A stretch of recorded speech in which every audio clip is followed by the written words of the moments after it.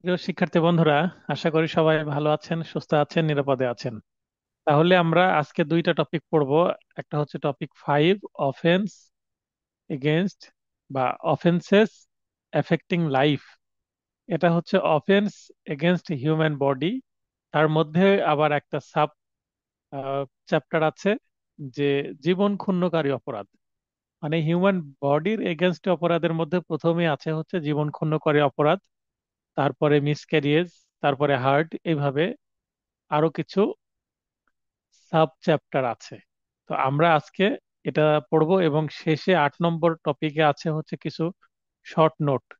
মাত্র দুইটা টপিক আজকে পড়বো এবং আগামীকালকে 6 এবং 7 পড়লেই আগামী ক্লাসে অর্থাৎ বৃহস্পতিবারে দুইটা টপিক পড়লেই 8টা টপিক কমপ্লিট হয়ে যাবে।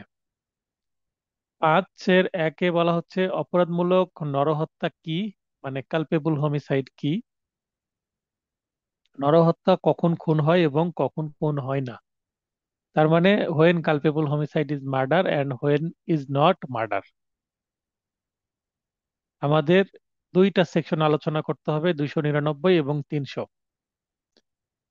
অপরাধমূলক, নিন্দনীয় বা দণ্ডনীয় নরহত্যা কালপেবল হোমিসাইড কি, এটার সংজ্ঞা আমরা পাবো কোথায়? দ্য পেনাল কোড 1860 এর 299 ধারার বিধান মতে কোনো ব্যক্তি অপর কোনো ব্যক্তিকে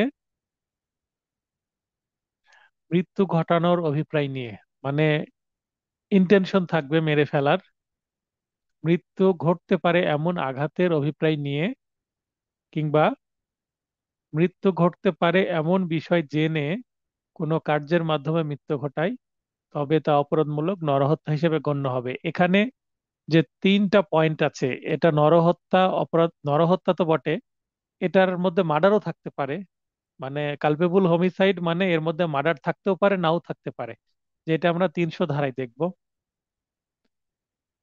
তাহলে অপরাধমূলক নরহত্যা হতে হলে উপরোক্ত তিনটি উপাদানের অন্তত একটি বিদ্যমান থাকতে হবে। আবার কোনো অপরাধ খুন হিসেবে গণ্য হতে হলেও প্রথমে সেটিকে অপরাধমূলক নরহত্যার শর্তগুলো পূরণ করতে হবে, কারণ অপরাধমূলক নরহত্যা না হয়ে সেটা ডিরেক্ট খুন হতে পারে না।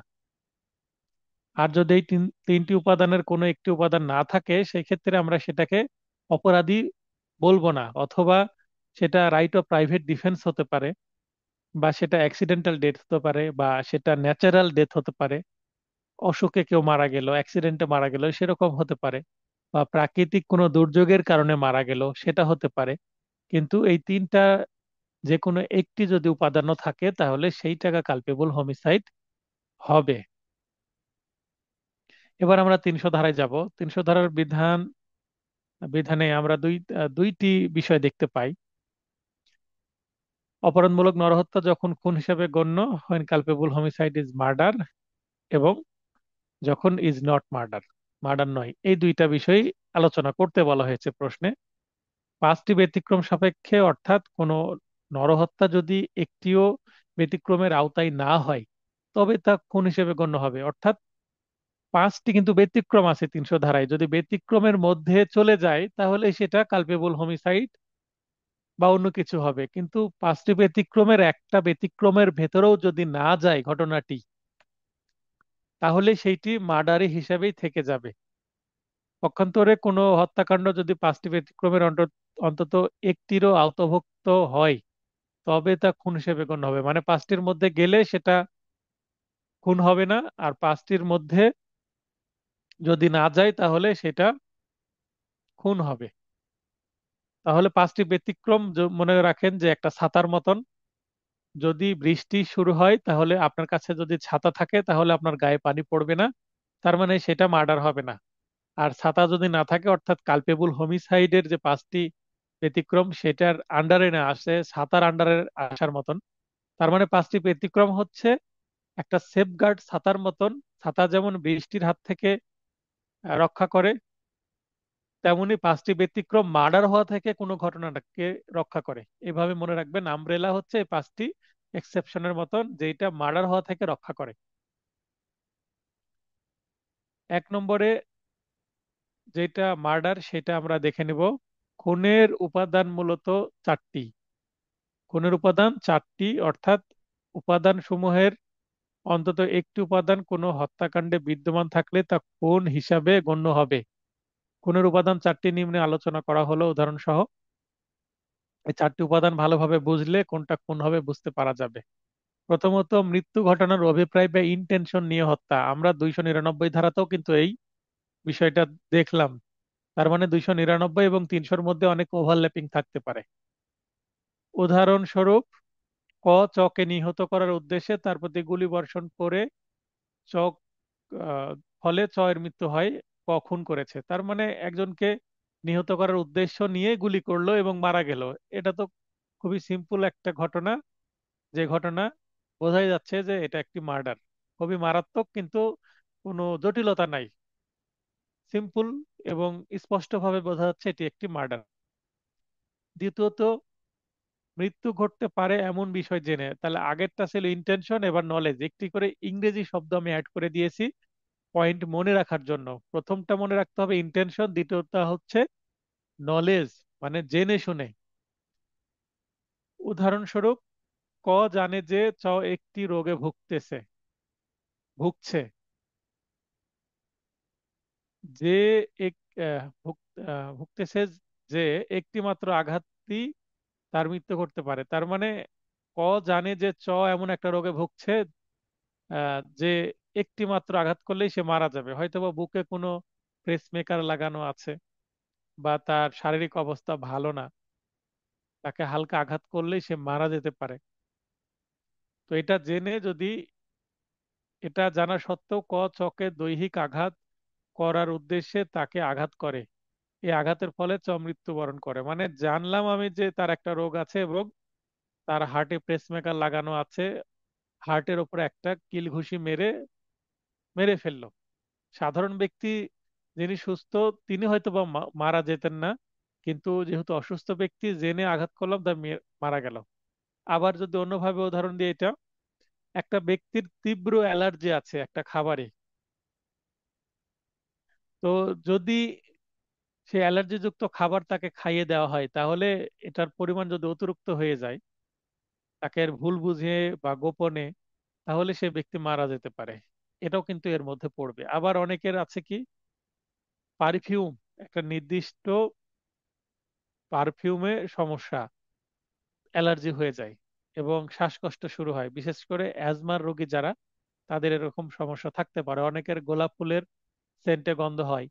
এই যে, গোলাপ ফুলের যে গন্ধ বা সেন্ট, এটাতেও অ্যালার্জি হয় এবং এখানেও তার শ্বাসকষ্ট শুরু হয়ে মারা যেতে পারে যদি ইনহেলার আশেপাশে না থাকে। তো মানুষের বিভিন্ন রোগ থাকতে পারে, সেই রোগটার বিষয়ে জেনে এবং কি করলে সে মারা যেতে পারে, যেটা স্বাভাবিকভাবে মনে হবে যে আমি কিছু করিনি, এমনি মারা গেছে।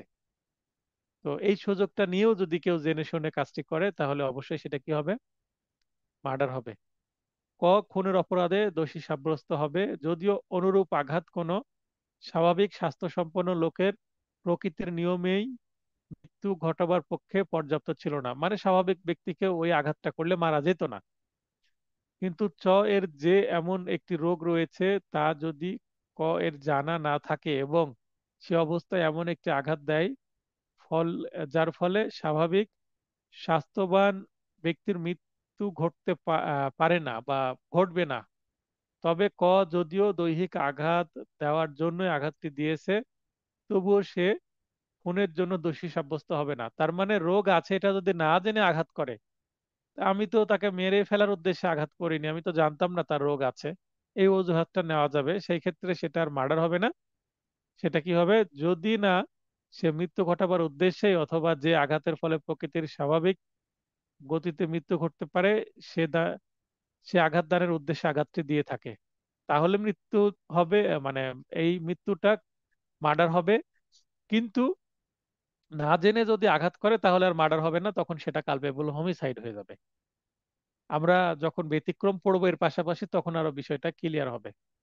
তৃতীয়ত হচ্ছে ইনজুরি, এমন শারীরিক আঘাত বা ইনজুরি যা প্রকৃতির স্বাভাবিক নিয়মে মৃত্যু ঘটতে পারে। তাহলে এই ধরনের আঘাত যদি শিশু হয়, অসুস্থ হয়, সুস্থ হয়, যে কোনো ব্যক্তি মারা যেতে পারে, তাহলে সেটা ডেফিনেটলি মার্ডার হবে। উদাহরণ, উদ্দেশ্যমূলকভাবে চকে এমন একটি তরবারির কোপ অথবা লাঠির আঘাত দেয় যা স্বাভাবিকভাবে কোনো ব্যক্তির মৃত্যু ঘটাবার পক্ষে যথেষ্ট, ফলে এর মৃত্যু হয়। এক্ষেত্রে খুনের জন্য দোষী সাব্যস্ত হবে যদিও সে এর মৃত্যু ঘটাইতে চায় নাই। মানে আমার মেরে ফেলার উদ্দেশ্য নাই, কিন্তু তরবারি দিয়ে গলায় কোপ দিলাম, গলা নেমে চলে গেল। তরবারি দিয়ে আঘাত করে যদি শরীর থেকে মাথা আলাদা করে দেওয়া হয় এবং তারপরে বলা হয় আমার মেরে ফেলার উদ্দেশ্য ছিল না, আমি জাস্ট একটা আঘাত করেছি, তাহলে কি এই অজুহাত চলবে? চলবে না। কারণ আঘাতটা এরকম যে যে কোনো ব্যক্তি মারা যেতে পারে। সেক্ষেত্রে তার ইন্টেনশন থাকুক বা না থাকুক, এটা অবশ্যই মার্ডার হবে। চতুর্থত, আসন্ন বিপজ্জনক কার্যের বা ইমিনেন্টলি ডেঞ্জারাস অ্যাক্ট, এমন একটা কাজ করলো যেটা যে কোনো ব্যক্তি মারা যেতে পারে। তো এরকম কাজের মাধ্যমে এক্ষেত্রে মৃত্যু ঘটাবার অভিপ্রায় অপরিহার্য নয়। মানে এখানে ইন্টেনশন থাকুক আর না থাকুক, ডেঞ্জারাস কাজ করেছে। উদাহরণ: ক, কোনো অজুহাত ব্যতীত জনতার প্রতি একটি গুলি ভর্তি কামান হতে গুলি বর্ষণ করে। এখানে কামান বলতে ক্যানন, যেখান থেকে মারাত্মক আগ্নেয়াস্ত্র একটা, এখান থেকে গুলি যদি বর্ষণ করে অনেকগুলো গুলি বের হয়ে চলে আসবে এবং জনতার একজনকে হত্যা করে। ক, খুনের দায়ে অপরাধী সাব্যস্ত হবে যদিও কোনো বিশেষ ব্যক্তিকে নিহত করার জন্য তার কোনরূপ পূর্ব পরিকল্পিত অভিসন্ধি ছিল না। অভিসন্ধি বলতে ইচ্ছা বা পরিকল্পনা। মনে করেন একজনের হাতে একটা কি আছে, গ্রেনেড আছে, ভিড়ের মধ্যে অনেকগুলো লোকজন আছে, সেখানে ছুড়ে মারলো। তো সেখানে 20 জনের মধ্যে 10 জন আহত হলো, 10 জন নিহত হলো। এখন সে যদি বলে যে এই যে 10 জন মারা গেছে, এই 10 জনকে মারার আমার উদ্দেশ্য ছিল না, কিন্তু মারার উদ্দেশ্য থাকুক আর না থাকুক, গ্রেনেড যে ছুড়ে মারলো এটা কিন্তু অনেক কি বিপজ্জনক একটা জিনিস। এই কারণেই এটা মার্ডারই হবে। তার মানে দেখেন, প্রথম প্রথমটাতে ইন্টেনশন থাকতে হবে মেরে ফেলার, দ্বিতীয়টাতে নলেজ থাকতে হবে রোগের বিষয়ে বা দুর্বলতা আছে ভিকটিমের, এই দুর্বলতার সুযোগ নিয়ে মেরে ফেলা। তৃতীয়ত, এমন আহ, কাজ করলাম যে স্বাভাবিকভাবে একটা মানুষ মেরে দিতে পারে। আর চতুর্থত, ডেঞ্জারাস কাজ করলাম যেন মারার উদ্দেশ্য থাকুক আর না থাকুক এখানে কোনো বিষয় না। কারণ কাজটা এত ডেঞ্জারাস যে মানুষ মারা যেতে পারে, আমি এটা বুঝতে পারিনি, এরকম অজুহাত তখন চলবে না। আচ্ছা, এরপরে অপরাধমূলক নরহত্যা যখন খুন হিসেবে গণ্য নয়, অর্থাৎ when culpable homicide is not murder. আমি ইংলিশটা রাখার চেষ্টা করেছি যেন, যেমন এই প্রশ্ন, এই লাইনটা যদি তুলে দিই, when culpable homicide is not murder, ব্যাখ্যা করুন, তখন আপনাকে এটা আলোচনা করতে হবে। ইংলিশটা দিলে ক্লিয়ার হবে অনেকটা, এই কারণে ইংলিশ কিছু টার্ম আমি ইউজ করেছি। এবং যারা বাংলায় পরীক্ষা দিবেন এইভাবে ইংলিশ ইউজ করলে নম্বর বেশি পাওয়ার কথা। মিরাজুল ইসলাম।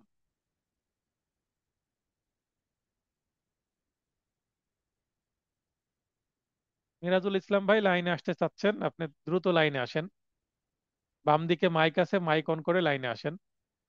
মিউট আনমিউট লেখা আছে, সেখানে টাচ করেন।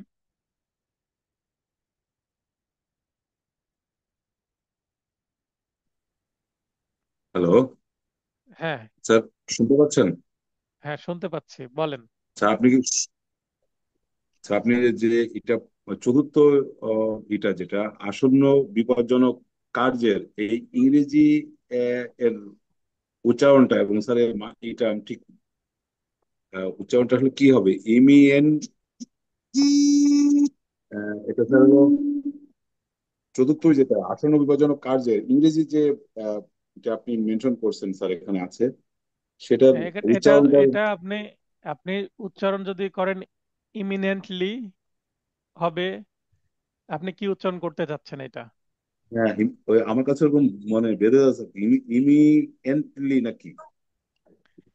আপনি এটা এম একটা মনে করেন, যে হ্যাঁ। ইমিনেন্টলি, নেন্ট, ও, ইমিনেন্টলি। ইমিনেন্টলি, হ্যাঁ, ইমিনেন্টলি এভাবে উচ্চারণ করেন, হ্যাঁ দ্যাটস অল। ক্লিয়ার, ইমিনেন্টলি। হ্যাঁ, ইমিনেন্টলি এখন ডেঞ্জারাস অ্যাক্ট। তো স্যার এটা একটু আরেকটু, এটা এই টপিকটা স্যার আরেকটু হলো ই করবেন আর কি, ক্লিয়ার করবেন প্লিজ। আচ্ছা, এখানে বলা হচ্ছে যে একজন চতুর্থ। ব্যক্তিকে হত্যার আমার উদ্দেশ্য নাই। হ্যাঁ, হত্যার উদ্দেশ্য জি নাই, জি। কিন্তু আমি একটা হাতে গ্রেনেড নিয়ে তার দিকে ছুড়ে মারলাম, আমি তাকে মেরে ফেলবো না, কিন্তু একটা ডেঞ্জারাস কাজ করলাম। তাহলে এইটা বলা হচ্ছে ইন্টেনশন থাকুক আর না জি থাকুক, মারার উদ্দেশ্য থাকুক আর না থাকুক, কাজটা এমন যে খুবই ডেঞ্জারাস, আসন্ন বিপজ্জনক, মানে ইনস্ট্যান্টলি মানুষ মারা যাবে, তাহলে অবশ্যই কি হবে সেটা মার্ডারই হবে। জি জি। মানে কাজের এখানে প্রকৃতি এমন যে মানুষ মারা যাবে। ঠিক আছে, বুঝতে পেরেছেন? জি স্যার, জি আচ্ছা, স্যার, এবং আতাউর। কিন্তু তার লাস্টে আবার একটা কথা যোগ করা, যদিও কোনো বিশেষ ব্যক্তিকে নিহত করার জন্য তার কোনো পূর্ব পরিকল্পিত অভিসন্ধি ছিল না, অভিপ্রায় আছে, কিন্তু তার যদিও কোনো বিশেষ ব্যক্তিকে নিহত করার জন্য তার কোনো পূর্ব পরিকল্পিত অভিসন্ধি ছিল না। হুম, সেটাই না, এখানে পূর্ব পরিকল্পনার সাথে তো ইন্টেনশনের কানেকশন আছে, তার মানে এখানে ইন্টেনশন বা প্ল্যানিং বা প্রি প্ল্যানিং বা ষড়যন্ত্র কোনো কিছুই নাই, হঠাৎ সে এই কাজটি করে ফেললো, সেক্ষেত্রেও সেটা মার্ডার হবে। মানে সে অজুহাত দিতে পারবে না যে আমার উদ্দেশ্য ছিল না তাকে মেরে মেরে ফেলার, কিন্তু আপনি কাজটা এত ডেঞ্জারাস করেছেন যে এটা জি মার্ডারই ঠিক হবে। আছে। আচ্ছা আতাউর ভাই। জি ঠিক আছে স্যার, অসংখ্য ধন্যবাদ স্যার আপনাকে। আচ্ছা ঠিক আছে, আপনাকেও ধন্যবাদ। আতাউর ভাই, লাইনে আছেন, কথা বলতে হবে। আসসালামু আলাইকুম। ওয়ালাইকুম আসসালাম। ভাই এটা বলছিলাম ওই যে শব্দটা যে ইমিনেন্টলি ডেঞ্জারাস, এখানে অন্য যে শব্দগুলো আছে যেমন কজ ডেথ, তারপর হচ্ছে বডিলি ইনজুরি, মানে এক একটা বইতে এক এক শব্দটা এখানে ব্যবহার করা হয়েছে। এই শব্দটা একটু মানে জটিলই মনে হচ্ছে, যে বডিলি ইনজুরি ব্যবহার করা যাবে কিনা। এই যে এখানে তৃতীয়ত এমন শারীরিক আঘাত, তাহলে শারীরিক আঘাত বলতে বডিলি ইনজুরি, আমি একটা শব্দ ইউজ করেছি ইনজুরি। এখানে আঘাতটা শারীরিকই হবে, মানসিক আঘাত দিলে মানুষ মারা যেতে পারে, কিন্তু সেইটা তো মার্ডারের মধ্যে আসবে না। ঠিক আছে না, শারীরিক আঘাত দিয়ে তো মারতে হবে, তাই না? তা তো অবশ্যই। এই আর কারণে এই যে আর একটা এমন বিষয় হচ্ছে শারীরিক যে আঘাত, এমন এমন শারীরিক আঘাত, এই বডিলি ইনজুরি তো, আমি জাস্ট ইনজুরি শব্দটা নিয়েছি। আর একটা স্যার বিষয় হচ্ছে আসসালামু সেটা আলাইকুম। হ্যাঁ, আতর ভাই শেষ করুক, তারপরে মাজিদ ভাইয়ের সাথে কথা বলছে, বলেন, দ্রুত বলেন। বলছি যে এই প্রথম হচ্ছে কালপাবল হোমিসাইডের এই প্রথম যেটা মৃত্যু ঘটানোর অভিপ্রায় নেই এটা, আর হুম, 300 ধারার হচ্ছে প্রথম হচ্ছে মৃত্যু ঘটানোর অভিপ্রায়, এটা যেমন সুন্দরভাবে বোঝা যাচ্ছে যে উদাহরণ দেখে। হুম। এরকম কি এটার কোনো স্পেসিফিক মানে উদাহরণ আছে কিনা বোঝার মতো, যে মৃত্যু ঘটানোর অভিপ্রায় নিয়ে সেম একই শব্দ এই 300 ধারার প্রথম অংশ। এখানে উদাহরণ বিয়ার একটা যদি থেকে থাকে সেটাই, তাছাড়া ওই রকম করে বানাতে হবে, তাহলে হয়ে যাবে উদাহরণ। এখন 300 ধারাটা আসলে যেভাবে পেনাল কোডে উপস্থাপন করা হয়েছে এই কারণে জটিলতাটা তৈরি হয়। এখানে 299 এবং 300 ধারা একটা ধারা যদি করা হতো তাহলে এই জটিলতা তৈরি হতো না। 299 এবং 300 আলাদা ধারা করার কারণে এই জটিলতা তৈরি হয়। অনেকে বলে আগে প্রশ্ন আসতো যে 299 এবং 300 ধারার মধ্যে পার্থক্য লিখুন, আসলে পার্থক্য তো হয় না। 300 ধারারই দুইটা বিষয় তো 300 ধারার মধ্যে আছে, মার্ডার আর কালপেবল হোমিসাইডের পার্থক্য 300 ধারাতেই থাকে। 299 ধারাতে শুধুমাত্র কি থাকে, কালপেবল হোমিসাইডের সংজ্ঞা থাকে, আর কালপেবল হোমিসাইডের ভেতরেই মার্ডারের অবস্থান। বোঝা গেল? হ্যাঁ। আচ্ছা, আব্দুর রাজ্জাক ভাই, সরি, আব্দুল মাজিদ ভাই। আসসালামু আলাইকুম স্যার। হ্যাঁ। আমার একটা প্রশ্ন এখানে জানার জন্য, যে পাঁচটি ব্যতিক্রম সাপেক্ষে, হুম। অর্থাৎ কোনো হত্যাকাণ্ড যদি একটি ব্যতিক্রম অন্তর্ভুক্ত না হয়, কিন্তু হুম। স্যার আমরা ব্যতিক্রম এখানে পাচ্ছেন চারটা, কই, এখানে স্যার পাঁচটা। পাঁচটা, পাঁচটা ব্যতিক্রমে যে নিচে পড়বো। সেটা লোক চার, যখন খুন হবে না, কিন্তু চারটা যখন উপাদান, খুন হবে। আমাকে আগে বলতে দেন। ঠিক মার্ডার আছে। হওয়ার জন্য চারটা উপাদান আছে, আর মার্ডার না হওয়ার জন্য পাঁচটি ব্যতিক্রম আছে। বুঝছেন? কিন্তু উপরে স্যারের যে পাঁচটি ব্যতিক্রমী আছে, যেটা খুন হিসাবে হবে, আরেকটা ব্যতিক্রম হয়েছে। আমি ব্যতিক্রম এখনো পড়িনি ভাই, এবার শুরু করছি পড়া। এই যে যেমন ব্যতিক্রম এক,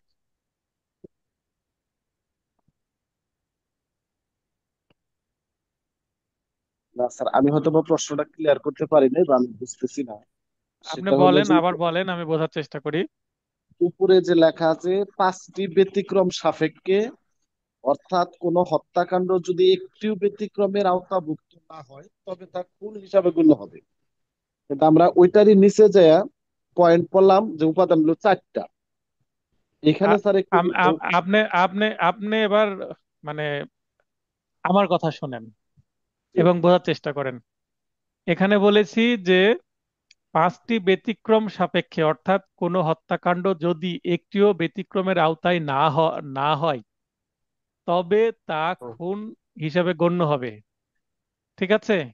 তাহলে এটা জি খুন স্যার। হবে। আর তার পরের লাইন এসে বলছি পক্ষান্তরে, মানে অন্যদিকে, কোনো হত্যাকাণ্ড যদি 5টি ব্যতিক্রমের অন্তত একটিরও আওতাভুক্ত হয়, তবে তা খুন হিসাবে গণ্য হবে না। তো এই যে নীল হাইলাইটেড অংশটুকু খুন হিসাবে গণ্য হবে না, ওইটা এখনো পড়িনি। 5টা ব্যতিক্রম নিচে আছে। প্রথমে যেটা পড়লাম এটা খুনের উপাদান 4টি, অর্থাৎ 5টা ব্যতিক্রমের মধ্যে যদি না পড়ে, মনে করেন যে 2টা রুম আছে, কি আছে? 2টা রুম মনে আছে। করেন মনে করেন আপনার বাসায় 2টা রুম আছে। 2টা রুমের মধ্যে আপনারা এখন ফ্রেন্ড, ফ্যামিলি মিলে 9 জন ব্যক্তি আছেন। 9 জনের মধ্যে 5 জন হচ্ছে মহিলা, 4 জন হচ্ছে পুরুষ। তো সিদ্ধান্ত হলো যে 5 জন মহিলা এক রুমে থাকবে এবং 4 জন পুরুষ এক রুমে থাকবে। এভাবে আমরা রাত্রি যাপন করব। ওকে, এতটুকু তো বুঝতে পেরেছেন? জি স্যার, আমরা 4টা তাহলে যদি পড়ছি। হ্যাঁ, তাহলে যদি আমি বলি যে যেই রুমে 4 জন আছে তারা সবাই পুরুষ, এ কথা বললে কি সঠিক হবে? যে রুমে 4 জন আছে। তারা সবাই পুরুষ।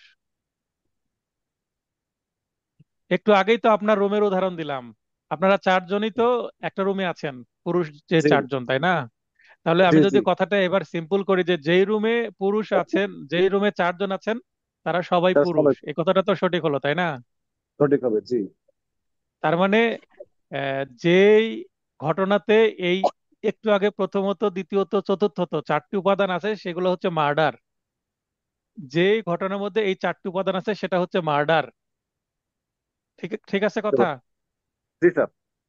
আমি কি এখনো বলেছি যে যে রুমে 5 জন আছে সেগুলো মহিলা? এই কথা বললাম একটু আগে? খালি না, বলেছি এটা পুরুষ। এটা এখন পড়বো। জি, ঠিক আছে স্যার, আপনি থ্যাংক পাঁচ ইউ। আপনি 5টি ব্যতিক্রম খুঁজছেন, তো এবার 5টি ব্যতিক্রম করবো। মানে এতক্ষণ 4 জন পুরুষের গল্প শেষ, এবার 5 জন মহিলার গল্প শুরু হবে। মানে এক রুম শেষ হলো, আরেক রুমে চলে যাচ্ছে এবার। ক্লিয়ার হলো? জি স্যার, থ্যাংক ইউ। না না, অন্য কিছু জানতে চাচ্ছিলেন, বলেন। না না স্যার, আমার এটাই, এখন আমি ক্লিয়ার এটাই। হয়েছে। তার মানে এখানে আপনার 9টা জিনিস জানতে হচ্ছে। প্রথম হচ্ছে খুন হওয়ার জন্য 4টি উপাদান, আর খুন না হওয়ার জন্য 5টি ব্যতিক্রম। বাস।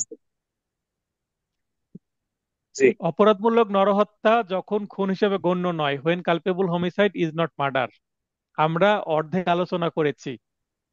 প্রশ্নের মধ্যে দুইটাই জানতে চেয়েছে, কখন খুন কখন খুন নয়। তো কখন খুন সেটা আলোচনা ডান। এখন কখন খুন নয় এটা আমাকে আলোচনা শুরু করতে হবে এখন। এবং এইটা আলোচনা করার জন্য 5টি ব্যতিক্রম জানতে হবে। 5টি ব্যতিক্রমকে আমি ছাতা বলছি, যে ছাতার আন্ডারে আসলে গায়ে পানি আপনার ভিজবেন না, গায়ে পানি ঠেকবে না বা ভিজবেন না। সেক্ষেত্রে এই 5টি ব্যতিক্রমকে ছাতার সাথে তুলনা করলে আপনি ভিজবেন না, শুকনো থাকবেন, তার মানে এটা মার্ডার হবে না ঘটনাটা। এভাবে একটু সিমিলারিটি নিয়ে আসার চেষ্টা করছি। শামসুজ্জামান, লাইন আসবেন। আসসালামু স্যার। হ্যাঁ, ওয়ালাইকুম আসসালাম, বলেন। স্যার আমি বলছিলাম যে প্রথমত, দ্বিতীয়ত, তৃতীয়ত এভাবে যদি না দিয়ে 1 2 3 4 এইভাবে দিয়ে ভুল হবে কেন? কোনো সমস্যা নাই, আপনি রোমান সংখ্যাতে 1 2 3 4ও দিতে পারেন। আপনি বাংলাতে লিখলে ক খও দিতে পারেন, আবার 1 2 3 4ও দিতে পারেন। এখানে আমি প্রথমত, দ্বিতীয়ত, তৃতীয়ত কি কারণে দিয়েছি, বেয়ার একটা আছে সেই শব্দটাই আমি ইউজ করেছি। এক, দুই হচ্ছে, এখানে দেখেন আমি এই যে যে টপিকের মধ্যে এক কথাটা উল্লেখ করেছি, আছে না? জি স্যার, জি স্যার। তো যেহেতু আমি মূল যে টপিক সেখানে এক দিচ্ছি, তারপরে আবার নিচে আবার এই বা এখানে আবার দুই দিচ্ছি। তো 1 2 আমি উল্লেখ করেছি, তো 1 2 এর আন্ডারে আবার কিভাবে 1 2 3 লিখবো? তাহলে আপনি রোমান সংখ্যার 1 2 3 ইউজ করতে পারেন। বা ক ঠিক খ আছে, গ ইউজ করা যায়, ক খ গ ইউজ করা যায়। ক খ গ ইউজ করতে পারেন, কিন্তু ক খ গ ইউজ না করাই ভালো এখানে। ঠিক আছে, আপনি জান। ব্যবহার করতে পারেন রোমান সংখ্যার 1 2 3 4। তো প্রথমত, দ্বিতীয়ত, চতুর্থ তো এটা ইউজ করলে আশা করি আরো ভালো হবে। কারণ বেয়ার একটা ঠিক আছে, এভাবে আছে বলে আমি সেটাকেই একটু তুলে ধরার চেষ্টা করছি, এই ল্যাঙ্গুয়েজ আছে বলে। এটা পরিবর্তন করলে আহামরি খুব একটা ক্ষতি হবে না, আপনি সঠিক লিখতে পারলে ভালো নম্বর পাবেন। ঠিক আছে, ধন্যবাদ। আচ্ছা, তো এবার আমরা পড়বো যে কোনটা মার্ডার না। এবার এই যে উপরে আব্দুল মাজিদ ভাই যেটা প্রশ্ন করছিলেন সেটা আবার এখানে রিপিট করেছি। কোনো হত্যাকাণ্ড যদি 5টি ব্যতিক্রমের অন্তত একটির আওতাভুক্ত হয়, মানে 5টি ব্যতিক্রম, তবে তা খুন হিসেবে গণ্য হবে না। ব্যতিক্রমের মধ্যে আসলেই খুন হবে না। সেটা কি হতে পারে? কালপেবল হোমিসাইড হতে পারে, এটা রাইট অফ প্রাইভেট ডিফেন্স হতে পারে, বা অন্য যে কোনো কিছু হতে পারে, কিন্তু খুন হবে না। কারণ এটা নট মার্ডার। এটা আমরা কি পয়েন্ট করছি? Not murder. মার্ডার হবে না, অন্য কি হবে সেটা পরের বিষয়। প্রথমত, এই 5টি ব্যতিক্রমের মধ্যে থাকলে আপনি কি হবেন না? মার্ডার হবেন না। অর্থাৎ বৃষ্টি হচ্ছে, আপনি যদি বাসার ভিতরে থাকেন, ছাতার ভিতরে থাকেন, অন্তত আপনি পুরোটা ভিজবেন না, মানে মার্ডার হবেন না। তবে তা অপরাধমূলক নরহত্যা হবে। 5টি ব্যতিক্রম উদাহরণস্বরূপ আলোচনা করা হলো। ব্যতিক্রম 1, গুরুতর ও আকস্মিক উত্তেজনা, গ্র্যাভ অ্যান্ড সাডেন প্রভোকেশন। হঠাৎ কেউ যদি খুব কাউকে খেপিয়ে দেয়, আমরা উত্তেজিত হয়ে যাই, খেপিয়ে দেয়, এবং সেটা এমন ভাবে খেপিয়ে দিল যে, যেমন গত ক্লাসে আমি বলছিলাম চুল কাটাতে গিয়ে একটা ইনসিডেন্ট হয়েছে আমার। আমাকে কথা দিয়ে নাপিত চলে গেছে, আমার 1 ঘন্টা ওয়েটিং করার পরেও আমি যে পাইনি, আমাকে অন্য সেলুনে যেতে হয়েছে। তো খারাপ লাগলো, একটু রাগও হলো, কিন্তু কন্ট্রোল করলাম। তার মানে তার কাজের দ্বারা আমি কি হলাম? প্রভোক্ট হলাম, উত্তেজিত হয়েছি, কিন্তু সামান্য, এবং সেটাকে আমি কন্ট্রোল করে নিয়েছি। এটা কি গুরুতর না? আর যদি গুরুতর কাজ করে ফেলতো, নিজেকে কন্ট্রোল হারিয়ে ফেলতাম, তাহলে কি করতাম? হয়তো বিকেল আবার যেতাম, যে তাকে মারধর করতাম, অথবা তার দোকান ভাঙচুর করতাম। তাহলে এটা কি হয়ে যেত? গুরুতর এবং সাডেন প্রভোকেশন হয়ে যেত। তো যেহেতু শিক্ষক হিসাবে শিক্ষকতা করছি আপনাদের, আবার অ্যাডভোকেট, সচেতন ব্যক্তি, তো এই সামান্য বিষয়কে কেন্দ্র করে তো আমি এতটা উত্তেজিত হয়ে গেলে হবে না। তো এটা এই কারণে বললাম যে উত্তেজনা আসুক, কিন্তু আপনি সেটা কতটা গুরুতর সেটা দেখতে হবে। আমার কাজ হলো সামান্য, সামান্য কথাকে কেন্দ্র করে বড় কাজ যদি করে ফেলা হয়, তাহলে তার হবে না। যদি ঘটনা বড় হয়, তাহলে বড় ঘটনা হতে পারে, তার ফলাফল বড় হতে পারে। তাহলে এর ফলে উত্তেজনা প্রদানকারী বা ভুলক্রমে অন্য ব্যক্তিকে হত্যা করলে তা খুন নয়। মানে একজনকে আরেকজন এমন খেপিয়ে দিয়েছে যে উল্টো খেপে যে ওই ব্যক্তিকে আঘাত করে মেরে ফেললো, অথবা আহ, হয়তোবা তার আশেপাশে অন্য কোনো একজনকে মারতে গিয়ে আরেকজনও মারা যেতে পারে, তারপরেও সেটা মার্ডার হবে না, কি হবে? কালপেবল হোমিসাইড হবে, বরং সেটা অপরাধমূলক নরহত্যা হবে। এখানে আপনারা লিখে রাখতে পারেন একটা কথা, যে cold blooded murder. Cold blooded murder, Bangla কি? ঠান্ডা মাথায় খুন। তো কোল্ড ব্লাডেড মার্ডার বা ঠান্ডা মাথায় খুন হয়। আপনি যখন উত্তেজিত হয়ে যাবেন, তখন তো মাথা ঠান্ডা থাকে না, গরম হয়ে যায়। মানে ব্লাড আপনার কি হয়ে যায়? হট হয়ে যায়, গরম হয়ে যায়। তো আপনি যখন মাথা গরম নিয়ে কোনো ঘটনা ঘটাবেন, তখন মানে আপনার তো মাথাটা নিয়ন্ত্রণে নাই, নিয়ন্ত্রণের বাইরে গিয়ে কোনো কাজ করে ফেলেছেন, পরে আপনার নিশ্চয়ই অনুশোচনা হবে। তবে শর্ত থাকে যে, এখানে আবার ব্যতিক্রম 1-এর মধ্যে আবার 3টা শর্ত ঢুকিয়ে দিয়েছে, যে হ্যাঁ, আপনি উত্তেজিত হলেন, উত্তেজিত হয়ে একজনকে মেরে ফেললেন, সেটা মার্ডার হবে না তখনই যখন এই 3টা শর্ত পূরণ করবে। তার মানে ব্যতিক্রম 1-এর সুবিধা নিতে হলে আবার 3টা শর্ত ফিল আপ করতে হবে। প্রথমত, নিজেই নিজেকে উত্তেজনা প্রদান করা যাবে না। তার মানে একজন ব্যক্তি জানে যে আমি এই ঔষধটা যদি সেবন করি, তাহলে আমি এত উত্তেজিত হয়ে যাব যে উত্তেজনার ফলে আমার হিতাহিত জ্ঞান হারিয়ে যাবে, আমি সামনে যাকে পাবো তাকেই মেরে ফেলবো। তো ওই সময় যদি সে ওই ধরনের কোনো ড্রাগ বা ঔষধ সেবন করে, এবং করার ফলে যদি কাউকে মেরে ফেলে, তাহলে সেটা কি হবে? এই ব্যতিক্রমের ভেতরে এসেও আবার বাইরে চলে যাবে। তখন সেটা কি হয়ে যাবে, মার্ডার হয়ে যাবে। দ্বিতীয়ত, আকস্মিক উত্তেজনাটি কোনো আইনানুগ কাজের মাধ্যমে হবে না। তার মানে আদালতের ভেতরে ম্যাজিস্ট্রেট বলল, বিচারক বলল যে আপনি তো সব মিথ্যা কথা বলছেন, আপনার সাক্ষীর একটাও বিশ্বাস করি না। এবার সাক্ষী যদি ক্ষেপে যে ওই বিচারককে মেরে ফেলে আদালতের মধ্যেই, তাহলে এইটা অবশ্যই মার্ডার হবে। যদিও সেটা গুরুতর, যে সবার সামনে আমাকে মিথ্যাবাদী বললো, অনেক বড় নেতা হয়তোবা, সে বিচারককে মেরে ফেললো, বা এরকম আইনানুগ কাজ করছে। একজন অ্যাডভোকেট বলছে যে আপনি তো বিচারা করার সময় অনেক কিছু বলে অ্যাডভোকেট, তো অ্যাডভোকেটকে যদি ওই আদালতের মধ্যে জেরা করা অবস্থায় মেরে ফেলে, অথবা পুলিশ অ্যারেস্ট করতে গেছে পুলিশকে উল্টো মেরে ফেলে যদি, সেক্ষেত্রে কিন্তু দ্বিতীয় যে শর্ত এটার বাইরে চলে যাবে। তাই ব্যতিক্রমের ভেতরে এসেও দ্বিতীয় শর্ত পূরণ না করায় বাইরে চলে যাবে। তাই এটাও কি হয়ে যাবে, মার্ডার হয়ে যাবে। তৃতীয়ত, আকস্মিক উত্তেজনাটি আত্মরক্ষার মাধ্যমে হবে না। এর অর্থ হচ্ছে আমাকে মারতে আসছিল, আমি আটকিয়েছি। আবার উদাহরণ দিই, মনে করেন আমার বন্ধু নাম রানা, তো রানা আমাকে মারতে আসছে, কোনো কারণে শত্রু হয়ে গেছে, রানা আমাকে মারতে আসছে। এখন আমি রানাকে আটকিয়েছি। মারতে আসলে আমি তো আটকাবোই, কেন আটকাবো, সেলফ ডিফেন্স। এবার আমি রানাকে আটকানোর কারণে, রানা কিন্তু শুরু করেছিল, রানা আমাকে মারতে আসছে, আমি রানাকে আটকিয়েছি বা রানাকে জাপটে ধরেছি, তাই রানা খেপে গেছে, এবার রানা আমাকে মেরে ফেললো। তাহলে এটা মার্ডার হবে, কারণ আমি রানাকে আটকিয়েছি, এই কারণে সে উত্তেজিত হয়েছে, কিন্তু আটকিয়েছি কেন, সেলফ ডিফেন্সের কারণে। তার মানে যে হত্যাটা করলো সেই কিন্তু শুরুটা করেছিল।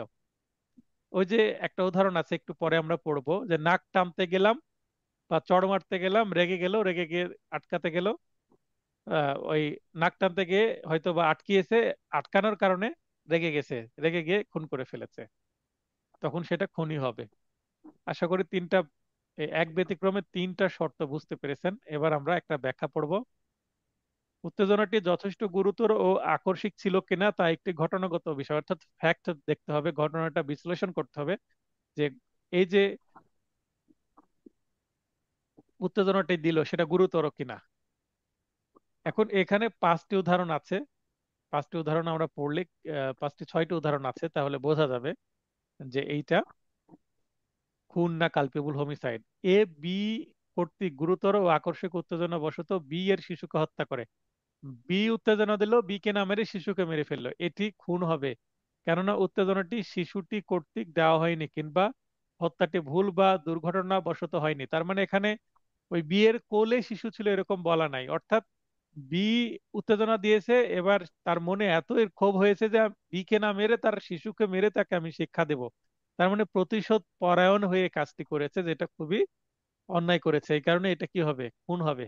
কারণ হয়তোবা বিয়ের শিশু আশেপাশে ছিল, এটা যদি এরকম বলা থাকতো বি কে আঘাত করতে গিয়ে শিশুকে আঘাত লেগেছে, তাহলে সেটা কালপেবল হোমিসাইড হতো, কিন্তু এখানে কিন্তু তা বলেনি।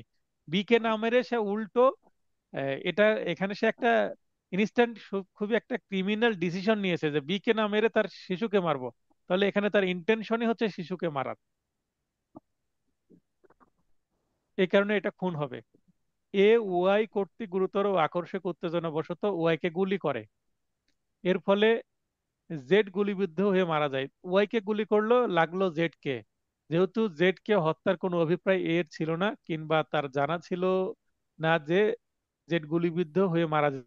300 ধারার উদাহরণ পড়ছিলাম ব্যতিক্রম একের। তো নম্বর উদাহরণে দেখছি যে এখানেও গুরুতর ও আকস্মিক উত্তেজনা আছে, তারপরেও এটা কি হচ্ছে, খুন হয়ে যাচ্ছে, এটা কালপেবল হোমিসাইড হচ্ছে না। কেন খুন হচ্ছে, কারণ যে উত্তেজনা দিল তাকে খুন না করে সে নিজেকে কন্ট্রোল করলো, মাথাটা স্থির করে সে মনের মধ্যে ক্রিমিনাল একটা ইন্টেনশন নিয়ে এসে এই বিয়ের শিশুকে হত্যা করলো। এই কারণে এটা কালপেবল হোমিসাইড না হয়ে মার্ডার হয়ে যাচ্ছে। নম্বরে এখানে গুরুতর আকস্মিক উত্তেজনা আছে, এই উত্তেজনায় একজনকে খুন করতে গিয়ে আরেকজনকে গুলি লাগলো, এবং জেড কে মারার যেহেতু ইন্টেনশন ছিল না, তাই এইটা খুন নয়, কালপেবল হোমিসাইড। নম্বর, জেড আইনানুগ উপায়ে এ কে গ্রেপ্তার করার ফলে উত্তেজিত হয়ে জেডকে হত্যা করে, তাহলে এখানে জেড একজন পুলিশ, এই পুলিশ একে গ্রেপ্তার করেছে, তাই রেগে গিয়ে উত্তেজিত হয়ে জেডকে হত্যা করেছে। তার মানে গ্রেপ্তার করতে আসলো আর হত্যা করলাম, গ্রেপ্তার করতে আসছিল, তার মানে এখানে দ্বিতীয় যে শর্ত বলা ছিল যে আইনানুগ কাজ, গ্রেপ্তার করা তো পুলিশের কাজ, গ্রেপ্তার করবেই, হয়তো বা ওয়ারেন্ট আছে বা সন্দেহবশত এটি খুন হয়ে যাবে, কারণ উত্তেজনাটি আইনানুগ কাজের মাধ্যমে প্রদত্ত হয়েছে। একজন সাক্ষী হিসাবে ম্যাজিস্ট্রেট এর সামনে উপস্থিত। বলেন যে, অর্থাৎ ম্যাজিস্ট্রেট বলছেন তিনি এর সাক্ষ্যের এক শব্দ বিশ্বাস করেন না।